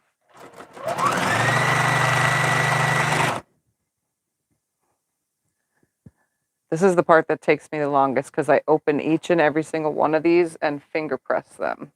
If I didn't do that, and I took them over to the iron and then put them right sides together and then threw a pin in every one, that'd probably be a step that just takes as long as what I'm doing right here by finger pressing. Would you use it if they made their hourglass blocks for you? If you guys want to make hourglass for me and send them, yes, I will use it. It will go into the quilt. Because then it won't be just me. It'll be my friends too. All in one quilt. I actually have, okay, so my birthday is coming up. Anybody that's been following me for a long time, my birthday is November 4th, so it's coming soon. How many years ago did I do that quilt? 5 years ago? Oh, I have no idea. I think 2019. How many years ago is 2019? 4. 4 years ago. We did, on my channel here, you guys sent in blocks out there, and I made myself for my birthday a quilt from the blocks that you guys sent in, and I still have and use and love my birthday quilt. So I definitely have made stuff from the things that you guys have sent in. So if you guys want to send me blocks, it's going to all go in this quilt, but this quilt ain't going to be something I'm keeping. It'll be something that I sell. So because I don't need any more quilts. It's funny because my friend Teresa was like, you should keep it, it's got so many memories. Do you guys know how many quilts I own for my bed? I only have one bed to put them on, and you know, I like the one quilt. There's 2 quilts that I kind of rotate through the most. The others I really don't even use because if Thumper gets on them, they have black, and his hair during this season when I can use a quilt, he's shedding, so his hair will get all over the quilt, and I definitely am not one to sleep with cat hair on my quilt. Because I pull it up to my face and I don't want to breathe in cat hair. I already have enough allergy issues. It's not that I don't love my cat, but I definitely don't love cat hair. or cat dander or cat anything. He doesn't even, I mean, he'll sniff at my cheek or something, but I don't kiss his face or things like that because I just can't. My allergies affect me. Sands of time. Yeah, I could. Sands of time. Because there's a lot of time going into this quilt and a lot of pieces. Do they square them to 2 inches? You don't have to square them to 2 inches. If you want to send some, you don't have to square them. I'll square them myself. Unless you have like an AccuQuilt die that only does 2-inch squares and you want to like throw them in there and, you know, square them. And they can be scrappy. They don't have to be somewhat uniform like I'm doing. Like I said, I'll show you my tubs in a second. Let me sew this one through. Let me grab my tubs. I'll show you how many I got of what. Not how many, but I don't know. I think I'm at about 1,000 so far. Let's grab these tubs and see what's going on in here. So again, some are uniform like this. Let's see. Some have beautiful Tula fabric in them. Some are like funky, different. Let's see. What do we got down here? We have Christmas fabric from last year's 12 Days of Christmas thing that we did. So I have Christmas fabrics in here from that. I'm trying to find messy, funky ones. I have just leftover pieces from all sorts of stuff. Let's see. I'm trying to see if there's any of the funky ones. Here's more from the Christmas thing, from the Christmas collab from last year. Like, I'm telling you, there's years worth of quilts in here. This is years worth for me. I have been cutting off and saving pieces for so long now. Let's see, any of these funky ones in here? I haven't done very many leftover funky ones yet. I just know a lot of them are like, you know, just random. Some of them are, so the mountains, what was it called? Southwestern Mountains quilt that I did. Here's pieces from that. Like, there's pieces from all sorts of quilts in here. I can't remember the name of the quilt that has these, but there was a quilt I did that had these. It's a, oh, I haven't even quilted it yet. It's a Christmas house from like a few years ago. Let's see. There's so many quilts in here. So many memories. I made my friend Ian a quilt, and it's hanging in his house, and I used this fabric right here to make his quilt. His binding was made with that fabric. What else do I got? Oh, I made a bag. What's that bag video that I did? The one that has a lot of views? The right bag. Oh, yeah. Here is fabric from that right bag. So I made a purse for a client, and this was the little... my clients get back most of the fabric, their backing fabrics or whatever they want. I give it back to them unless they tell me to keep it. And this one said, I don't want the small pieces. I want the big chunks. And so the little tiny pieces I got and I used. So there's some, oh, here's one that has not matchy ones. Got some Tula and we got some bees. There's some that don't match now. We're getting to a pile that has the non-matchy ones that are just random with black because I was grabbing leftover pieces. This is in, what is that fabric in? I got to think. It's in the border of something that one of you has. If you're out there, you know who you are, but this was the border to it. A lot of you have the quilts that go to these fabrics that I have in here. Like this was from a Open Gates table runner that I did. And so here's all the pieces left over. Some sock monkey in there? I don't know if there's any sock monkey in here yet. There might be. There might be, though. Like I said, there's tons here. Tons of quilts that I have made have put their little tiny pieces in here. All fabric designers from Tula to Walmart. Let's see what's in this one. See, this one has cutesy ones. It has polka dot ones. Here's one with 4 different colors. See, so I have made them with 4 different colors, the leftovers from, the last 4 pieces of other things. So there's some in here. They're just not as prevalent as the matchy ones. So here's one with 4 different colors. These are actually the cutoffs from making a, what is it called? Snail trail. These were the leftover pieces from a snail trail I did for a client. So there's like a whole stack of them right here. These were the leftover triangles, and they were the 2.5-inch size. So I was like, hey, I'm just going to sew them together, and these will go in here. This is like 5 years ago's client quilt, because that child is grown up that we made it for. Look at that. All these wonderful memories in here. Let's see what else we got. Ooh, these are pretty because the colors, the green and blue together, they look amazing. Oh, I just recently did a puzzle. Who did I put the puzzle fabric in on? I'm trying to think.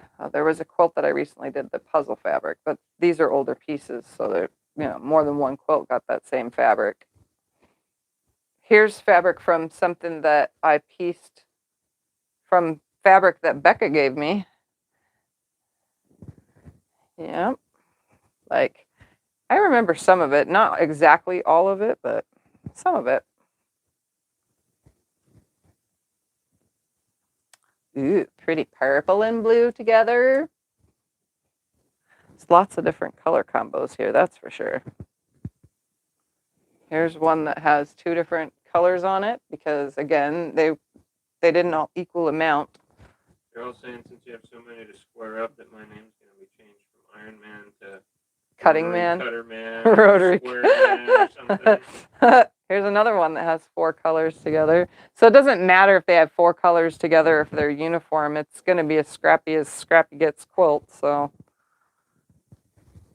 I just know that there's a lot of fabric here. This is a lot of pieces. If I was to piece all this together, though, right now, it'd be a baby size. It won't even be a lap size with this many pieces. I mean, there's about 1,000, maybe a little bit more than 1,000 here. I don't think 1,000 pieces make that big of a quilt. So, but yeah, that's what I got going on. Little by little, I'll get them done. So are they 2.5 inches and then they square to 2 inches? No, they're about 2.25. So here's one that I cut like a normal cut, like say, because these are from binding right here. All this is from binding. So the normal cut. So it comes out, I got to look at it from the front side. They come out to about 2 and, hold on, I got to count this one. 1, 2, 3, 4, 5/8. They come about to 2 and, no, that would be 4/8. 1, 2, 3, 4, yeah. Yeah, so they're not quite 2.5. So they're about 2.25. So if I grab another one and throw that on here, I can see from the back side, it's not quite 2.5. It's right before. And if I try to get them all to 2.25, that's when we run into the littler pieces like this that are less than 2.25. So that's why I'm just going to trim everything to 2.5. Now there's ones that are like this. These were a stitch and flip most likely. These are definitely bigger than 2.5. Look at that. This is a 2.5-inch ruler, and these are sticking out on the side. And it goes well beyond it right here, too. So these are bigger. But again, the size, if I'm going to make an equal quilt with all equal size pieces, everything needs to be to the smallest size, which would be, 2 and 2 inches, because this isn't even 2.25. It's about 2.125 right here. 2.125 right there. So yeah, there's 2 inches is the best size for all this. So that's a lot of trimming that I'll be doing, but I can get it done. I'm pretty fast with my cutting. So I can spend probably 3 or 4 days and get all those done if I just go around the clock.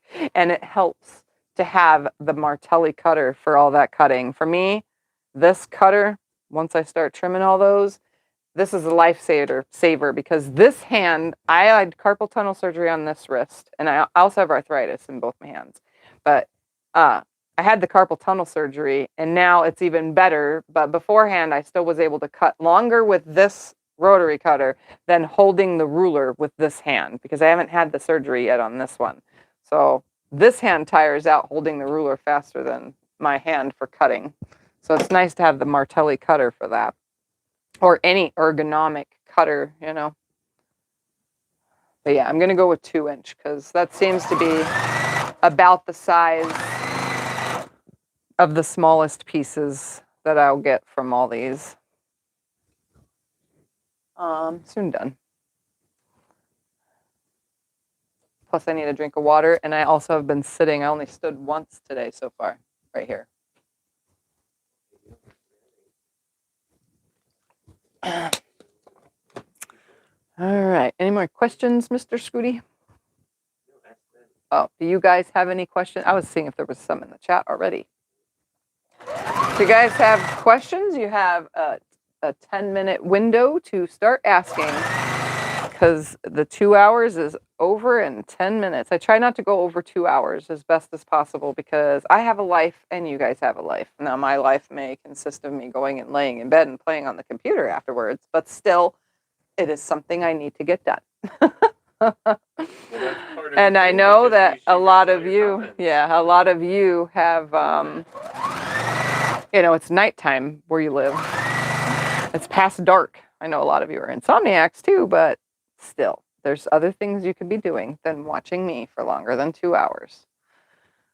So you got 10 minutes. Ask away while I sew these up. And if I don't finish them today, I'll finish them tomorrow. My new blade won't go in. Is it because it's not a Martelli blade? If your new blade won't go in, it's probably because you also need to clean the I was going to call it a rotary cutter. You need to clean in this section right here. So this pops off right here. When you unscrew this, this piece will pop off right here.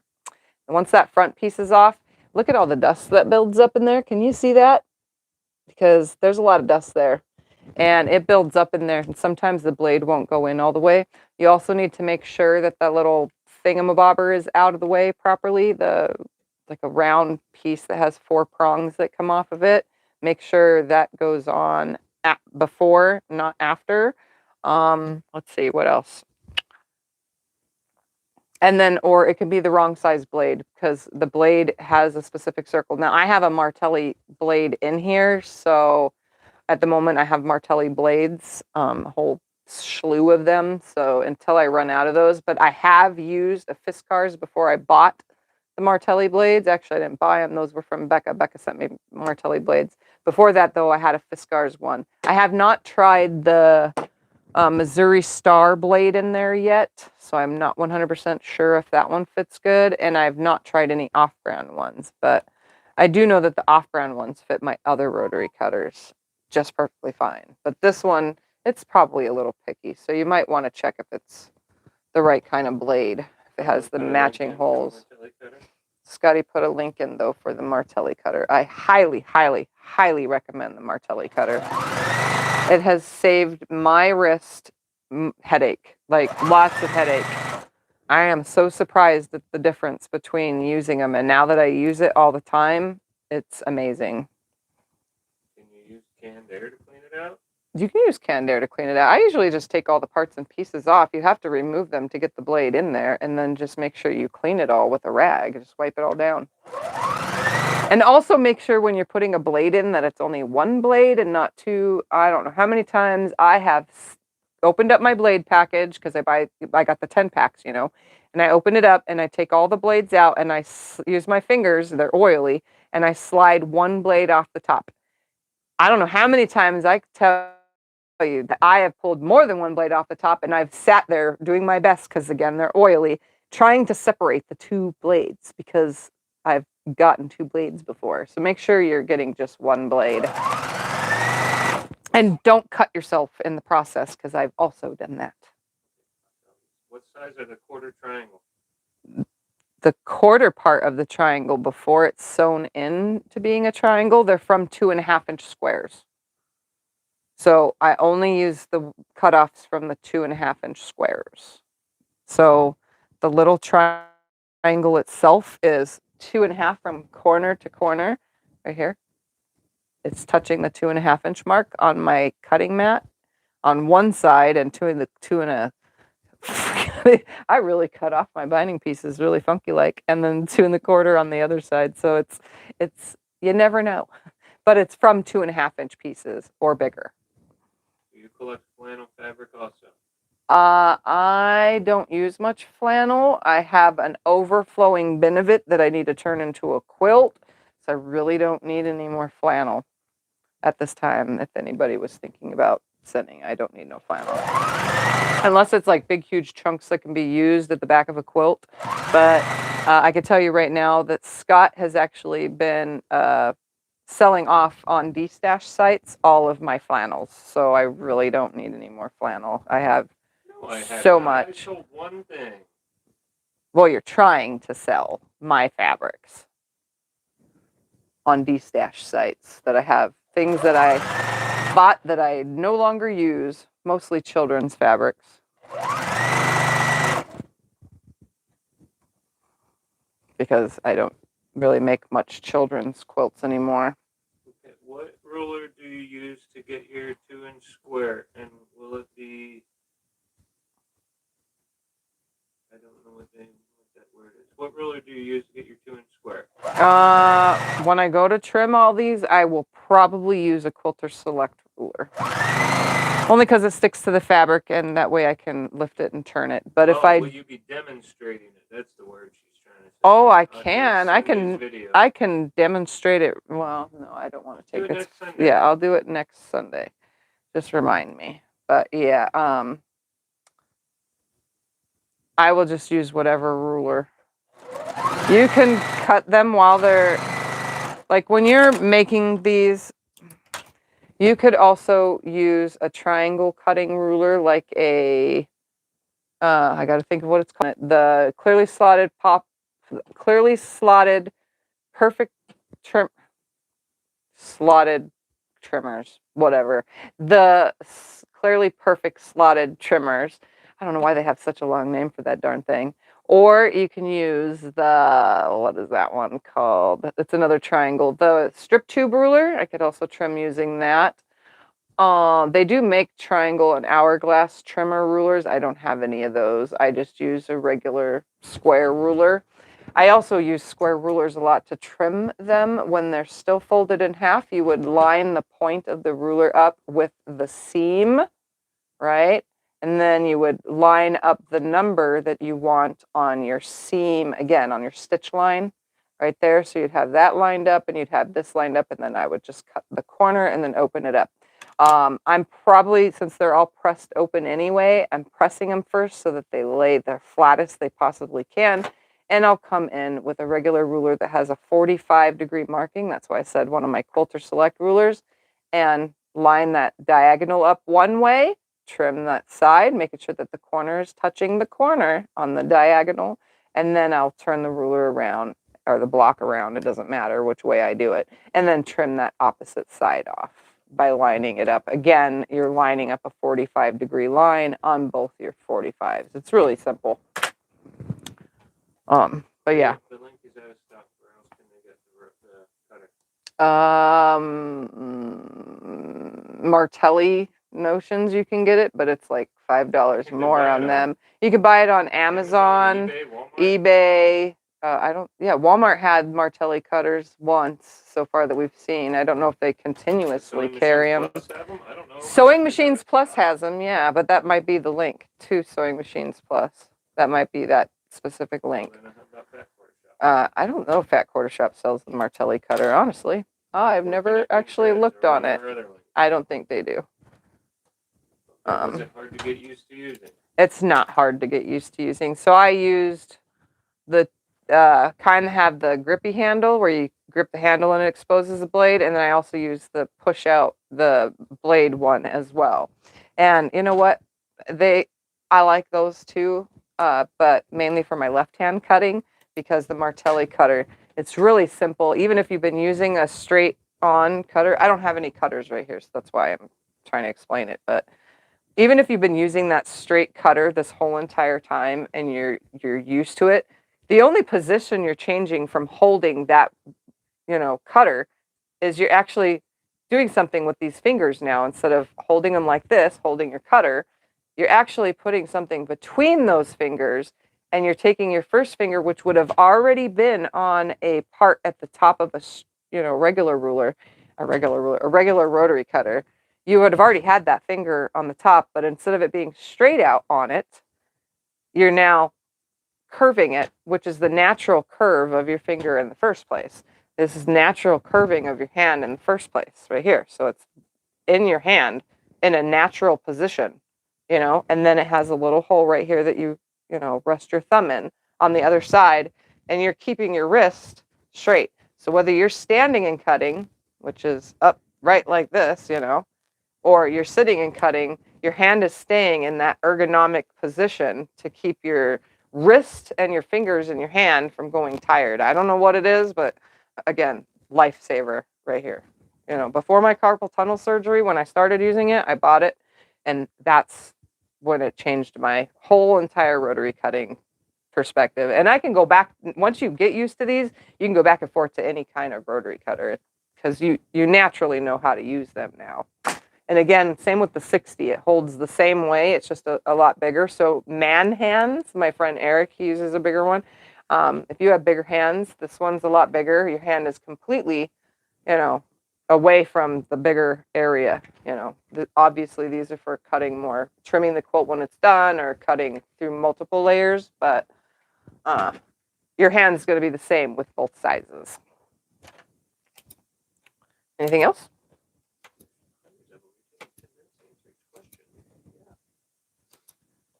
Do you have videos on how to clean your machine? Yes. Look at my shorts. There's one about making sure you clean your machine. But yeah, I have videos of taking the Juki apart and cleaning it. It's called How I Clean My Machine, Tiffany's Quilting Life. Make sure you're on my channel and just type Tiffany's Quilting Life. How do you clean your machine? And the video will pop right up. Or How I Clean My Machine is technically what it's called. What machine do you have? I have the Juki TL 2010Q, most amazing, best ever straight stitch machine. And I will never switch back to using computerized sewing machines. I do own them. They're for all sorts of stitches other than straights. But all of my piecing needs, bam, right here. All of my binding needs, bam, right here. There's a couple videos, though, like 6 months ago, 5 months ago on Sew Sundays where I was actually piecing with my new Juki HCLF 600, but I prefer to piece on this Juki, the TL 2010Q.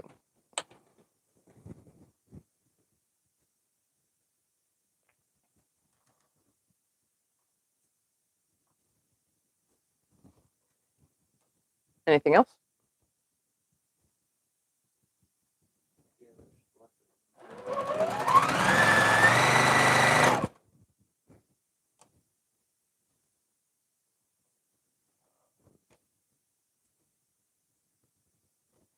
I keep looking over at Scotty, waiting for him. He's scrolling to find questions.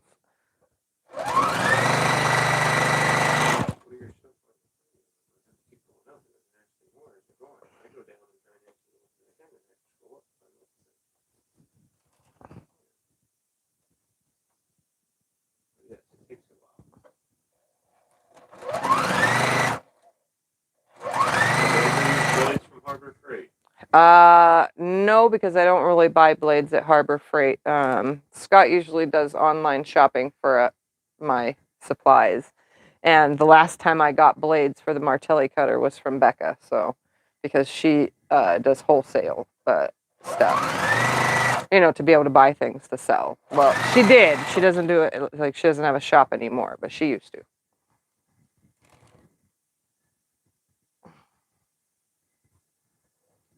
When will we be doing a D-stash? D-stash will be happening mid-November sometime. I don't know exactly when, but it'll be in November. So just stay tuned to my channel for a D-stash. I usually try to tell you at least a week in advance on my community tab, so always pay attention to updates on there. And then there'll be a D-stash, and there's lots of brand new quilts in the D-stash.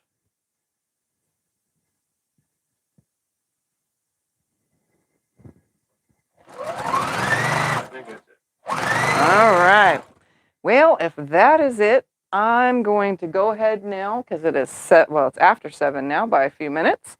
I'm going to go ahead and get off of here and go sit on the computer for a while because I have things I need to do. How can they find your Insomniac videos? There is a whole entire playlist. Okay, so if you go to my channel, it says home. Then it says shorts, live. No, it says home videos, shorts, live, community, about, blah, blah, blah. A playlist, community, and about. Go to that playlist thing and look for the playlist that says Insomniac series. There's all the Insomniac videos there. I don't make them anymore. They are all replays from live streams, but there's tons of them. Any playlist you want to watch of things that I've made, the 25 patch block series, or you want to watch of a certain quilt or just patterns I've designed, they're all there in a playlist, so it's easy to find. And then you can watch them in order as well, so not get out of order. All right, so if that's about it, I'm going to go ahead now and get my little hiney in my bed with my feet up and exercising my mind on the computer. Well, you answer all the time. Yeah, I sit on there for you guys, but I'm also got editing and stuff like that to do, so. All righty. I will see you guys next Sunday where I will probably work on something else in this room. So again, be prepared for some UFOs the next couple of weeks. Bye, everyone. Bye-bye. Bye-bye. Bye-bye. Bye-bye.